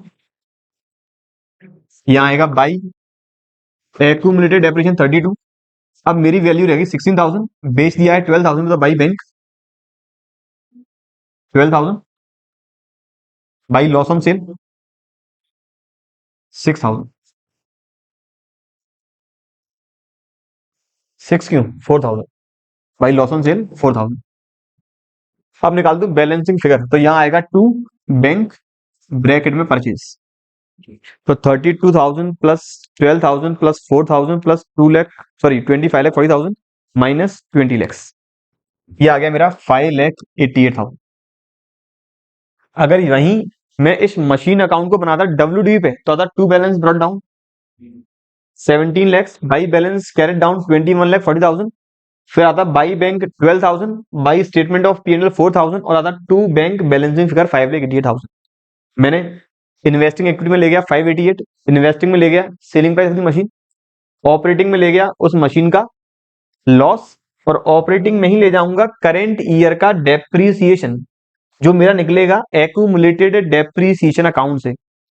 ओपनिंग था 3 लाख, 32,000 का मैंने एलिमिनेट कर दिया, तब भी बचाया मेरा 4 लाख। तो इस बार मैंने डेप्रीसिएशन जो लगाया है वो आया हुआ 1,32,000 का। तो मैंने करेंट ईयर में डेप्रीसिएशन लगाया 1,32,000 का, जो मैं ऐड करूंगा ऑपरेटिंग एक्टिविटी के अंदर। चलिए मैंने ये भी कर दिया है। इंटेंजिबल में, इंटेंजिबल एसेट्स में गुडविल ओपनिंग वैल्यू 2,24,000, क्लोजिंग है 80,000। गुडविल हमने अमोर्टाइज की है, अमाउंट है 224 माइनस 80, 1,44,000। ये है नॉन कैश आइटम, तो 1,44,000 हम लोग करेंगे प्लस। चलिए मैंने गुडविल भी कर दिया है। फिर है current assets, cash and cash equivalent का पार्ट, मार्केटेबल सिक्योरिटीज है। इन्वेंट्री ओपनिंग 242, क्लोजिंग 258, 16,000 से हो रही है इंक्रीज, ये मेरा जाएगा 16,000। ये मैंने 1,54,000 किस बात का लगाया है? 1,54,000। अच्छा ये मैंने टैक्स पेड का लगाया, ठीक है। इन्वेंट्री बढ़ रही है तो मैं करूंगा माइनस। ट्रेड रिसीवल इंक्रीज हो रहा है 14 प्लस 40, 54 से ये भी हम लोग करेंगे माइनस, ये भी हम लोग करेंगे माइनस। ऑपरेटिंग, इन्वेस्टिंग और फाइनेंसिंग, मेरा यहाँ और कोई आइटम नहीं है। 2 लाख तो था मेरा करेंट ईयर की रिटेन्ड अर्निंग्स, और 1 लाख है मेरा प्रोविजन फॉर टैक्स, ये आ गया 3 लाख, तो 3 लाख यहाँ लिख देंगे। Profit before tax 3 lakh, 3 lakh में मैं ऐड करूंगा 1,36,000 non cash non operating item, plus 1,44,000 goodwill का जो हमने राइट ऑफ किया है, minus 50,000 intangible, minus 50,000 working capital का, माइनस 54,000, फिर है minus 16,000, minus 1,54,000। Net cash generated आ रहा है 3,06,000 ऑपरेटिंग एक्टिविटी से। नेट कैश यूज आ रहा है 1,76,000 इन्वेस्टिंग से। नेट कैश जनरेटेड आ रहा है 3,40,000 मेरा फाइनेंसिंग से। तो 3,06,000 minus 576 plus 340। Net cash generated from investing, operating and financing activities ₹70,000। Add करेंगे opening cash and cash equivalent, current investment 3 lakh plus cash and cash equivalent 7,50,000। Closing आना चाहिए 11,20,000। क्लोजिंग फिगर आना चाहिए 11,20,000। तो 6,40,000 प्लस 4,80,000, 6 और 4 10, 10,80,000 और 40, 11,20,000। बात करें अगले क्वेश्चन की। अगला है कैश फ्लो स्टेटमेंट, बात कर चुके हैं। दूसरा कहता है एन एंटरप्राइज में hold securities and loans for dealing on trading purpose, in which cases they are similar to inventory acquired specifically for resale. In the it is a statement correct. Cash flow from such activities will be classified under which type of activity while preparing cash flow statement. तो एक enterprise जो financing activity में engaged है उसके लिए इस तरह की एक्टिविटी आएंगी ऑपरेटिंग के अंदर।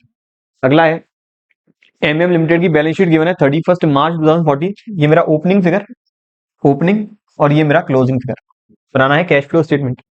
आइटम्स हैं share capital, reserve surplus, long term borrowing, short term borrowing, short term provision. Current assets, sorry non current asset में tangible, intangible, non current investments.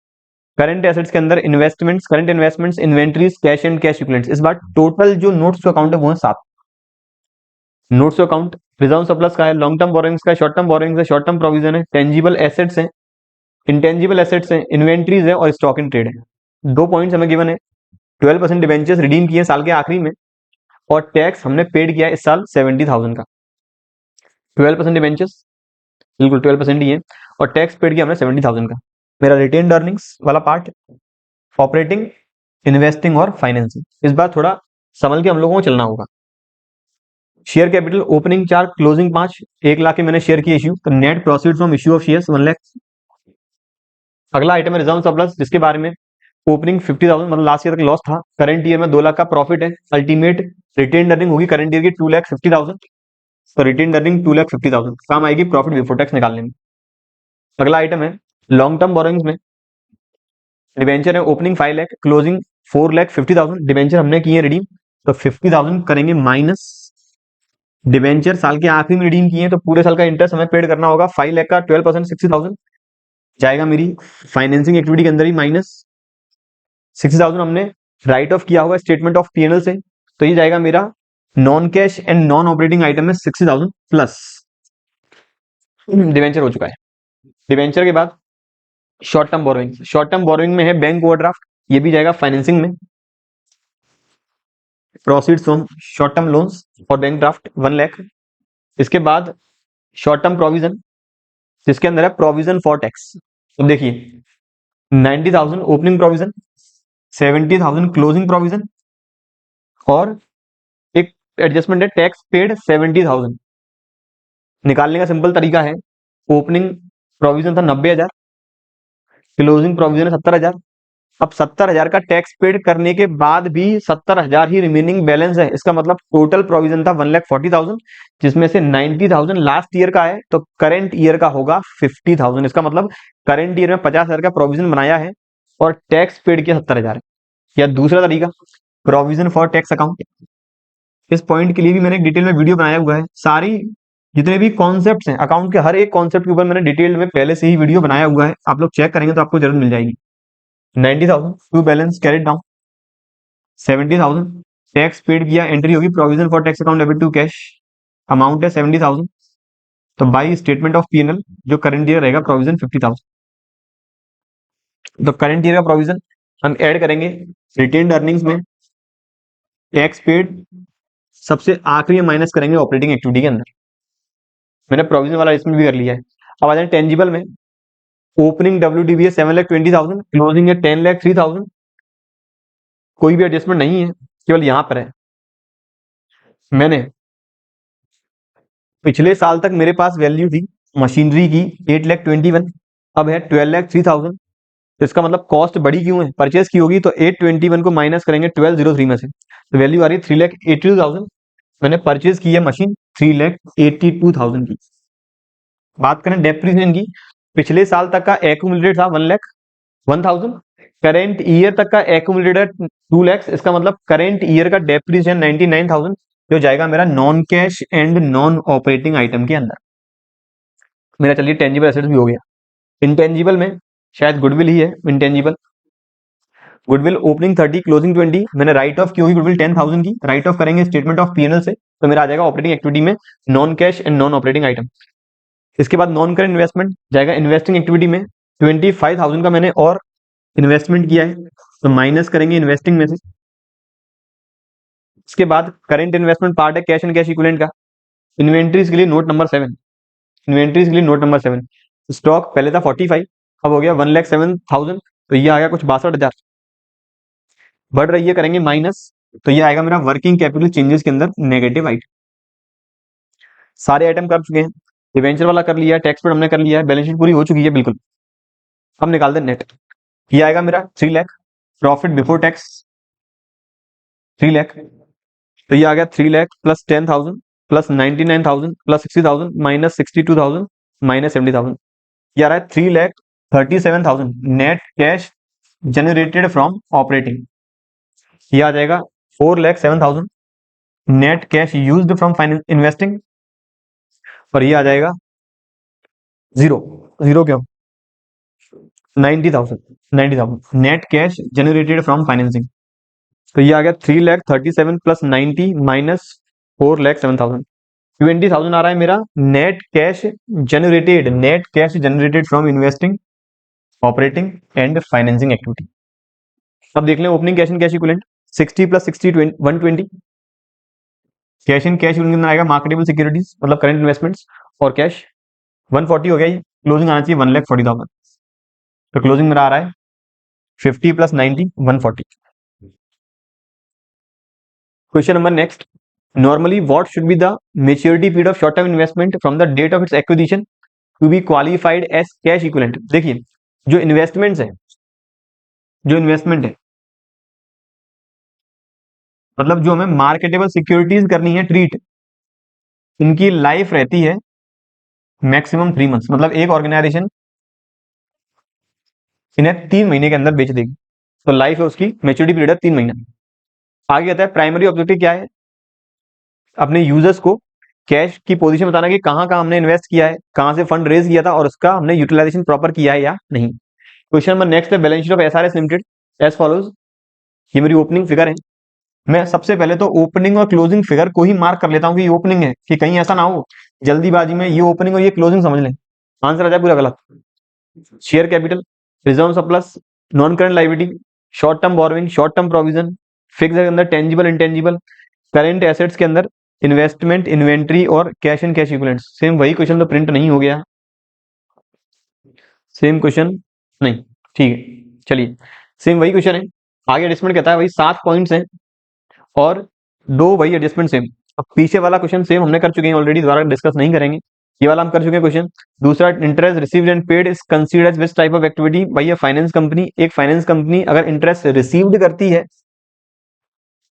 और इंटरेस्ट पेड करती है, अगर इंटरेस्ट पेड कर रही है तो वो जाएगा अपनी ऑपरेटिंग में, और अगर इंटरेस्ट रिसीव करती है, तो इंटरेस्ट रिसीव मेनली हम इन्वेस्टिंग एक्टिविटी के अंदर कंसीडर कर सकते हैं, अगर इंटरेस्ट हमने रिसीव किया अपने इन्वेस्टमेंट पे, तो अदरवाइज हम लिख देंगे इसे ऑपरेटिंग एक्टिविटी के अंदर। इसका प्रॉपर जो सॉल्यूशन, कुछ थ्योरी से क्वेश्चन ऐसे हैं, इनका प्रॉपर सॉल्यूशन क्या रहेगा वो हमने अपने एजुकेशन इनसाइट्स ऐप के अंदर प्रॉपर डिटेल मतलब क्या हमें लैंग्वेज लिखनी है एग्जाम में, वो हमने मेंशन किए वहां पे। नंबर नेक्स्ट क्वेश्चन है, वापस कैश फ्लो स्टेटमेंट बनाना है। ओपनिंग फिगर और क्लोजिंग फिगर हमें गिवन। इंफॉर्मेशन है share capital, reserve surplus, long term borrowings, short term provision, fix asset में tangible, trade receivable, short term loans and advances and cash equivalents. Adjustment कहता है reserve surplus के अंदर अपना surplus है, ठीक है। लॉन्ग टर्म बोरोविंग्स में डिबेंचर्स है, शॉर्ट टर्म बोरोविंग में बैंक ओडी है, short term provision dividend payable है, प्रोविजन फॉर टैक्स है, टेंजिबल के अंदर मशीनरी है, एक्यूमुलेटेड डेप्रिसिएशन है। सारे एडजस्टमेंट हम लोग कर चुके हैं। मैंने डिविडेंड पेबल और प्रोविजन फॉर टैक्स का भी एडजस्टमेंट पहले ही बता दिया है आप लोगों को।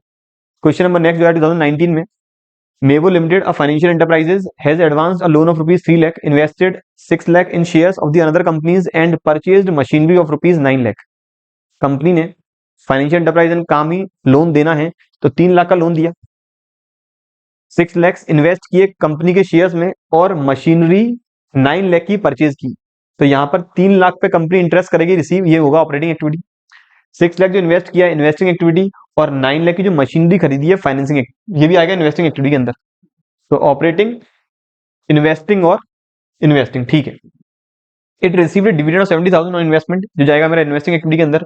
The company sold an old machine of the book value 79,000 at a loss of 10,000। Compute cash flow from investing activity. तो ये वाली तो मेरी ऑपरेटिंग एक्टिविटी है, ये इन्वेस्टिंग में नहीं जाएगी, इन्वेस्टिंग में केवल जाएगा इन्वेस्टमेंट इन शेयर्स। तो 6 लाख में करूंगा माइनस, क्योंकि पैसा इन्वेस्ट किया गया शेयर्स में। मशीनरी की गई है परचेज 9 लाख की, तो ये भी मैं करूंगा माइनस, मशीनरी परचेज। 70,000 मैंने किया डिविडेंड रिसीव, ये मैं करूंगा प्लस। और एक ओल्ड मशीन जिसकी बुक वैल्यू थी हमारे लिए 79,000, कंपनी ने 10,000 लॉस मतलब 69,000 बेची है, तो ये मेरा होगा कैश का इनफ्लो। तो 4 आइटम एडजस्ट करने का आ जाएगा, cash outflow from financing activity. ये हम कर चुके हैं। What do you mean cash equivalents? Cash equivalent means marketable securities which have a life of maximum 3 months. अगला कहता है बैलेंस शीट हमें गिवन है, ये मेरा ओपनिंग फिगर है और ये मेरा क्लोजिंग फिगर है। बैलेंस शीट में share capital, reserve surplus, long term borrowings, current liability में short term borrowing, short term provisions, tangible assets, intangible assets, current investment, trade receivable, cash and cash equivalents. Information surplus, statement of P&L, general reserve, statement of P&L का जो retained earning है वो आएगा 2,60,000 transfer किया है reserve में, तो ये हम प्लस करेंगे यहाँ पर 80,000 प्रॉफिट बिफोर टैक्स निकालने के लिए। फिर है long term borrowings, opening 3 lakh, closing 5 lakh, तो 2 लाख के मैंने डिवेंचर किए इशू, 2 लाख के डिवेंचर की इशू। और अगर डेट मेंशन नहीं है कहाँ मैंने डिवेंचर इशू किए गए हैं, तो कंपनी 3 लाख पर केवल इंटरेस्ट पेड करेगी। आगे आता है शॉर्ट टर्म बोरोइंग्स के अंदर बैंक ओवरड्राफ्ट, ये जाएगा मेरा फाइनेंसिंग में। Provision for tax, opening 46, closing 1,18,000। Tangible assets के अंदर मशीनरी की ओपनिंग फिगर और एक्यूमुलेटेड डेप्रिसिएशन गिवन है, और इंटेंजिबल के एसेट के अंदर गिवन है गुडविल।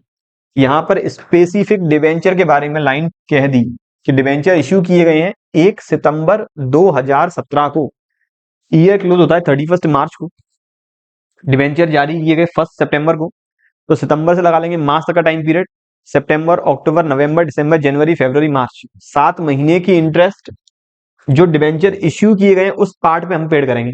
तो 2 लाख का 12% 7 मंथ्स के लिए, और 3 लाख पर पूरे ईयर की हमें इंटरेस्ट करनी होगी कंसीडर। तो ये आ जाएगा 36,000, ये आ जाएगा 2 लाख का 7% 14,000, 12%। अगर 12 महीने की तो 1 महीने की 1%, 7 महीने की 7%, तो टोटल इंटरेस्ट रहेगी मेरी 50,000। मैंने मशीनरी का कंपैरिजन बता दिया। प्रोविजन फॉर टैक्स में कहीं भी इन्फॉर्मेशन ये टैक्स पे कितना किया है, तो साइलेंट कैसे मानेंगे, पिछले साल जो प्रोविजन बनाया वो पेड किया, तो ऑपरेटिंग में सबसे आखिरी में करेंगे माइनस, और इस साल का जो प्रोविजन है वो हम मेड करेंगे, ये ऑपरेटिंग में हम प्रॉफिट बिफोर टैक्स निकालने के लिए करेंगे प्लस, और कोई नया एडजस्टमेंट यहाँ पर नहीं है। Intangible assets opening goodwill given है, ओपनिंग 170 है, 268 है, क्लोजिंग अगर इंटेंजिबल एसेट्स बढ़ती है हमेशा मान के चलेंगे परचेज किया होगा, तो ये हम इन्वेस्टिंग एक्टिविटी में कर लेंगे minus as a purchase item. Question number next जो है 2020 में, given example of an activity which is always financing with regards to cash flow statement, तो कुछ भी लिख सकते हैं आप, जैसे issue of shares, issue of debentures, dividend paid. अगला कहता है on 1 October 2018 micro limited issued 20,000 8% debentures of ₹100 each and paid interest of ₹80,000 on this debenture on 31 March 2019। निकालना है cash flow from financing activity. Company ने 1 अक्टूबर 2018 1 October 2018 को 20 lakhs की face value by debenture issue की है, तो 20 lakhs हुआ cash का इनफ्लो, 20 lakhs का कैश इनफ्लो, और कंपनी ने इंटरेस्ट पेड की है 80,000। हमें केवल पेमेंट करने से मतलब, हमें ये मतलब नहीं है कि 20 लाख का 8% 6 महीने का 80,000 हुआ या नहीं हुआ। देखोगे तो 20 lakhs का 8% आएगा 1,60,000 और 6 months का वो आएगा कुछ 80,000। इतना ही बन रहा है, इतना ही कंपनी पेड कर चुकी है। अदरवाइज यहाँ पर लिखा होता कि 50,000 पेड किया है, मैं 50,000 ही माइनस कर देता, मुझे इससे कोई मतलब नहीं था कि इंटरेस्ट बनती कितनी है, मुझे मतलब है केवल कितनी पेड की है। तो मैंने 80,000 इंटरेस्ट की है पेड, कैश का होगा इनफ्लो 19,20,000 से ईयर 2018-19 में। अगला है an investment normally qualifies as cash equivalent only from the date of acquisition, it has a maturity period of 3 months or less, 3 months or less. Question number next, from the following information of Nova limited calculate cash flow from investing activity. मुझे निकालना है investing activity से cash का flow कितना होगा। Machinery की opening figure और closing figure given है, एक्यूमुलेटेड डेप्रिसिएशन की ओपनिंग क्लोजिंग गिवन है, गुडविल की ओपनिंग क्लोजिंग है, लैंड की ओपनिंग क्लोजिंग है। इन्फॉर्मेशन कहती है during the year machine costing 50,000 on which accumulated depreciation was 35,000 sold for 12,000 and the profit of जोवा limited for the year ended 31 March 2019 after appropriation was 2,50,000। तो इस profit का कोई पॉइंट ही नहीं है, निकालना इन्वेस्टिंग है। कोई और इन्फॉर्मेशन, एडिशनल इन्फॉर्मेशन में कहता है डेप्रिसिएशन मशीनरी का है, गुडविल रिटर्न ऑफ है, loss on sale of furniture transfer to general है। नहीं, यहां पर स्टार्टिंग में कह रहा है investing activity, machinery profit.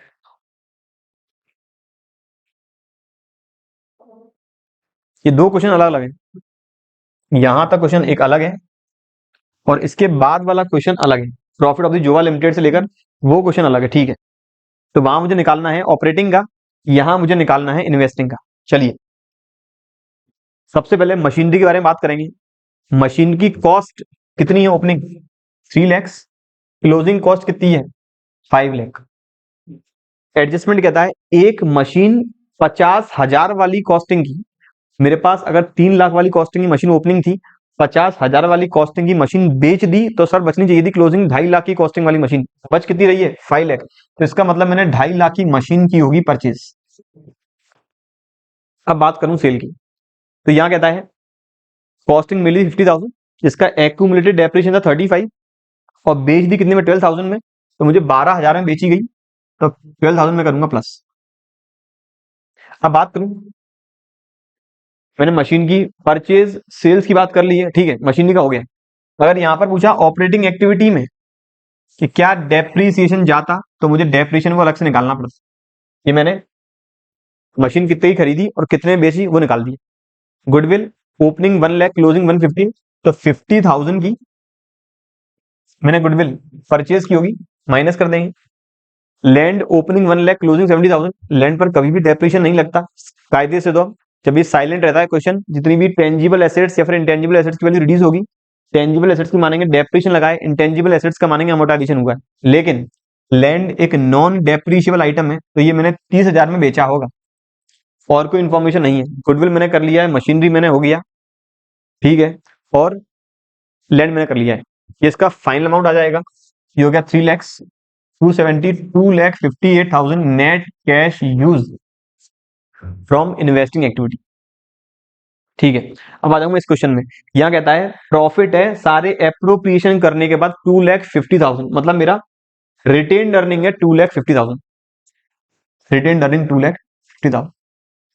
Information depreciation non cash item plus करेंगे, goodwill non cash item plus करेंगे, loss on sale non cash item plus करेंगे, ट्रांसफर टू जनरल रिजर्व ये ऐड तो करूंगा, लेकिन ये ऐड करूंगा रिटेन्ड अर्निंग में। ध्यान रखें, अगर ये मैंने non cash and non operating item के अंदर ऐड कर दिया, आंसर तो मेरा सही निकलेगा, लेकिन एडजस्टमेंट है गलत, क्योंकि मुझे ये करना था रिटेन्ड अर्निंग में प्लस। तो ये तीनों आइटम मुझे non cash and non operating item में करनी है प्लस 20,000, 9,000 और 2,000। इसके बाद मैंने the following was the position of its current assets and current liabilities. हमें करंट एसेट्स और करंट लायबिलिटीज की वैल्यू गिवन है। इनकम रिसीव्ड इन एडवांस ये मेरी करंट लायबिलिटी है, ओपनिंग है 8,000, क्लोजिंग है 0, तो करंट लायबिलिटी हो रही है रिड्यूस, मैं करूंगा माइनस। दूसरा आइटम है इन्वेंट्री, ओपनिंग 12,000 है, क्लोजिंग 8,000 है, तो ये 4,000 में करूंगा प्लस, क्योंकि ये है मेरी करंट एसेट। अब निकाल दूं मैं फाइनल आंसर 2,50,000, मेरा रिटेन अर्निंग 22,500, ये आ गया profit before tax 2,72,500 plus non cash item 20,000 plus non cash 9,000 plus non cash 2,000, ये आ गया operating profit before working capital changes less 8,000 plus 4,000, आ गया operating profit after working capital changes, तो tax paid नहीं है, तो net cash generated from operating activity. Question number next, state the objective of preparing cash flow statement. कर चुके हैं question ये वाला। क्वेश्चन नेक्स्ट कहता है बैलेंस शीट में गिवन है, बैलेंस शीट में share capital reserve surplus, debentures, long term borrowings, short term borrowings, short term provision, fixed asset के अंदर tangible intangible, current assets, inventories, cash and cash equivalents, reserve surplus के opening figure, closing figure given है। Short term borrowings के अंदर bank overdraft, provision for tax, tangible के अंदर machinery है, intangible में गुडविल है। एडजस्टमेंट कहता है machinery of the book value 40,000 sold for 50,000, depreciation charge on the machinery was ₹2 lakh, ₹1 lakh, 12% debentures was issued on 31 March 2021। Question ने साफ साफ स्पेसिफिक कर दिया कि हमें बनाना क्या है, इन्वेस्टिंग और फाइनेंसिंग, हमें ऑपरेटिंग नहीं चाहिए। तो मेरा 2 लाख के मैंने इशू किए शेयर्स फाइनेंसिंग में, debenture opening 4 lakh, closing 5 lakh, 1 lakh के इशू किए डिबेंचर फाइनेंसिंग में। डिबेंचर की इंटरेस्ट तो यहाँ मेंशन था डिबेंचर कब इशू किए गए हैं, डिबेंचर इशू किए हैं साल के आखिरी में, तो हम डिबेंचर की इंटरेस्ट के ओपनिंग वैल्यू पे पेड करेंगे 48,000, माइनस करेंगे हम फाइनेंसिंग में। शॉर्ट टर्म बोरोविंग्स में बैंक ओवरड्राफ्ट ओपनिंग 175, क्लोजिंग 170, 5,000 का रीपेमेंट किया होगा, जाएगा मेरा फाइनेंसिंग में ही। शॉर्ट टर्म प्रोविजन, इसका एडजस्टमेंट, ये टैक्स पेड ये टैक्स मेड, दोनों का एडजस्टमेंट होता है ऑपरेटिंग में, तो हमें बनाने की इन्वेस्टिंग और फाइनेंसिंग है। इसके बाद फिक्स्ड एसेट में tangible, opening 21 lakh, closing 25 lakh. Tangible के बारे में कहता है 40,000 वाली बुक वैल्यू की मशीन बेच चुके हैं 50,000 में, तो 50,000 में करूंगा प्लस इन्वेस्टिंग में, तो 21 लाख वाली मशीन में से अगर 40,000 वाली बेचता हूं तो बचेगा 20,60,000, और डेप्रिसिएशन लगाता हूं 2 लाख, तो मेरी वैल्यू आनी चाहिए थी 18,16,000, अल्टीमेट बना रहा मशीन अकाउंट में। क्लोजिंग वैल्यू आ रही है 25 लाख, इसका मतलब मैंने मशीन खरीदी है 6,40,000 की, जो जाएगा मेरा इन्वेस्टिंग इक्विटी के अंदर माइनस आइटम। मशीनरी के बाद goodwill, opening 3 lakh, closing 4 lakh, 1 lakh की परचेज करेंगे इन्वेस्टिंग में माइनस। फिर करंट इन्वेस्टमेंट, इन्वेंट्री और कैश एंड कैश इक्विवेलेंट तीनों ही है मेरे ऑपरेटिंग एक्टिविटी का पार्ट, जो हमें नहीं बनाना यहाँ पे। इसके बाद मैंने बोरोइंग्स कर लिया, प्रोविजन फॉर टैक्स, मशीनरी, ठीक है, ये सारा एडिशन में कर चुका हूँ। आ जाए अगले क्वेश्चन पे। अगला कहता है dividend paid by a financial enterprise will come under which kind of activity. Dividend paid करते हैं शेयर कैपिटल पे, और शेयर कैपिटल का मतलब कंपनी को फंड्स की रिक्वायरमेंट है, तो शेयर इश्यू कर दिया, तो अल्टीमेट ये जाएगा मेरा फाइनेंसिंग एक्टिविटी के अंदर। Question number next, interest received on investment, अगर इन्वेस्टमेंट पर इंटरेस्ट रिसीव करेंगे, एक नॉन फाइनेंशियल एंटरप्राइज है, तो ये जाएगा मेरा इन्वेस्टिंग एक्टिविटी के अंदर। तो कह रहा है interest received on investment will come under which type of activity, तो वो रहेगा मेरा investing activity. Question number next, which of the following transactions are shown under financing activities while preparing cash flow statement. तो financing activity के अंदर कौन सा transaction या फिर आइटम शो करेंगे, इश्यू ऑफ इक्विटी शेयर्स बिल्कुल करेंगे फाइनेंसिंग में, पैसा रिसीव करेंगे डेटर से ऑपरेटिंग में, रिडम्पशन वेंचर ये भी करेंगे फाइनेंसिंग में, और cash paid against trade payable ये मेरा जाएगा ऑपरेटिंग एक्टिविटी के अंदर। तो इक्विटी और redemption, first and third option C. Question number next, वापस बैलेंस शीट गिवन है हमें, कार इजी लिमिटेड की कैश फ्लो स्टेटमेंट बनाना है। तो share capital, reserve surplus, long term borrowings, trade payable, short term provision, fixed asset, inventory, cash and cash equivalents. Surplus, reserve surplus के अंदर value given है statement of PNL की, debentures, short term provision अंदर provision for tax, fixed asset के अंदर machinery less accumulated depreciation. आगे कहता है हमने डिबेंचर इशू किए हैं साल के आखिरी में और टैक्स पेड किया इस बार 80,000 का, बनाना है पूरा कैश फ्लो स्टेटमेंट। चलिए तो मुझे पेज यहाँ पे ऑपरेटिंग, इन्वेस्टिंग और फाइनेंसिंग। सबसे पहला आइटम शेयर कैपिटल 6 लाख का मैं शेयर की इश्यू, तो मेरा फाइनेंसिंग में आ जाएगा 6 lakh. Net profit from issue of share. दूसरा reserve surplus, statement of PNL opening 36, closing 75, difference आ गया कुछ 39 का, तो रिटेन्ड अर्निंग 39,000। अगला आइटम डिबेंचर्स, ओपनिंग 180, क्लोजिंग 240, तो डिबेंचर हमने किए इशू 60,000 के, और मेंशन है इशू किए गए साल के आखिरी में, साल के आखिरी में 31 मार्च, सॉरी साल के आखिरी में नहीं, 31 मार्च 2021। यहाँ लिखना होगा 1 अप्रैल, साल के स्टार्टिंग में 1 अप्रैल 2021। तो मैंने 60,000 के डिबेंचर इशू किए, तो पूरे 2,40,000 पे 10%, 24,000 की इंटरेस्ट पूरे ईयर की हम लोग करेंगे पेड। ये है नॉन ऑपरेटिंग आइटम जो मैं प्लस करूंगा ऑपरेटिंग के अंदर, non cash and non operating item में। डिबेंचर्स के बाद ट्रेड पेबल 42,000 हो रहे हैं कम, माइनस करेंगे वर्किंग कैपिटल चेंजेस में, माइनस करेंगे वर्किंग कैपिटल चेंजेस में। फिर अब प्रोविजन फॉर टैक्स, ओपनिंग है 2,10,000 और कह रहा है हमने 80 का टैक्स पेड किया, तो सबसे आखिरी में करेंगे minus tax paid.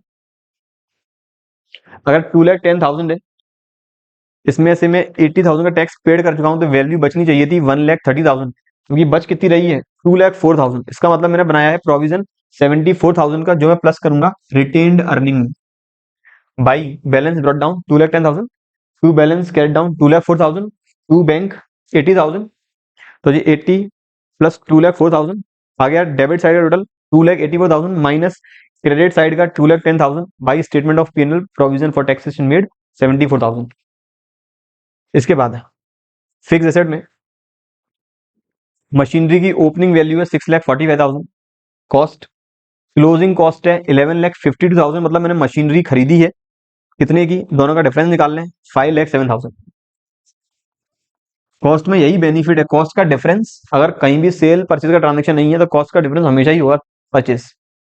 Accumulated depreciation opening है 69, क्लोजिंग है 144, इसका मतलब डेप्रिसिएशन करंट ईयर में लगाया गया है 75,000, जाएगा non cash in non operating item. चलिए अगला आइटम है इन्वेंट्रीज, जो मेरी कम हो रही हैं कितने अमाउंट से, 33,000 से। पार्ट रहेगा मेरा वर्किंग कैपिटल चेंजेस का, तो वहां मैं करूंगा 33,000 प्लस। मैंने इन्वेंट्री भी कर लिया है, कैश इन कैश फ्लो सबसे आखिरी में रहेगा। सरप्लस हो गया, डिवेंचर का इंटरेस्ट हो गया, प्रोविजन टैक्स हो गया, मशीनरी हो गया, एप्लीकेशन हम लोग कर चुके हैं, ठीक है। बस दोनों को ऐड कर लेंगे, आ जाएगा प्रॉफिट बिफोर टैक्स, एडजस्ट कर लेंगे ऑपरेटिंग में। ये मेरा परचेज है, तो net cash used from investing, net cash generated from financing, सबको कर लेंगे एडजस्ट, आ जाएगा net change in cash and cash equivalent. अगला कहता है identify which of the following transaction will result in cash inflow from operating activity, किस transaction से cash का इनफ्लो होगा। तो पेमेंट करेंगे क्रेडिटर्स को तो कैश का होगा आउटफ्लो, इन्वेस्टमेंट रिसीव करेंगे ये है इन्वेस्टिंग एक्टिविटी, डिविडेंड रिसीव करेंगे नॉन फाइनेंसिंग, ये फाइनेंसिंग एक्टिविटी, और अमाउंट रिसीव करेंगे डेटर से, ये है मेरा ऑपरेटिंग में कैश का इनफ्लो। अगला कहता है acquisition of machinery by issue of equity shares of ₹5 lakh, company ने इक्विटी शेयर जारी किए 5 लाख के, वो भी मशीन खरीदने के बदले में, यहां से कोई भी कैश का इनफ्लो नहीं होगा। तो option way cash inflow from financing नहीं होगा, कैश का इनफ्लो 5 करोड़ की मशीन है और 5 करोड़ की इक्विटी शेयर जारी की है, तो कैश का इनफ्लो ना होना, कैश का आउटफ्लो, तो मेरा no flow of cash option रहेगा डी, तो मेरा रहेगा no flow of cash option D. Question number next, transactions capital gains tax paid on sale of fixed asset is classified under which of the following. अगर fixed assets बेचते वक्त हम tax paid करेंगे तो वो इससे रिलेटेड हेड में ही जाएगा, तो जाएगा मेरा इन्वेस्टिंग एक्टिविटी में, मेरा जाएगा इन्वेस्टिंग एक्टिविटी में।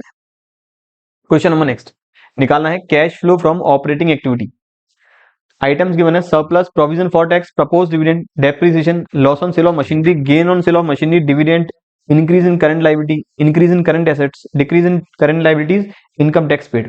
निकालना है कैश फ्लो फ्रॉम ऑपरेटिंग। सबसे पहले current year retained earning 6,28,000, 6,28,000 retained earning. पहले निकालना है प्रॉफिट बिफोर टैक्स, ऐड करेंगे प्रोविजन फॉर टैक्स 1,50,000,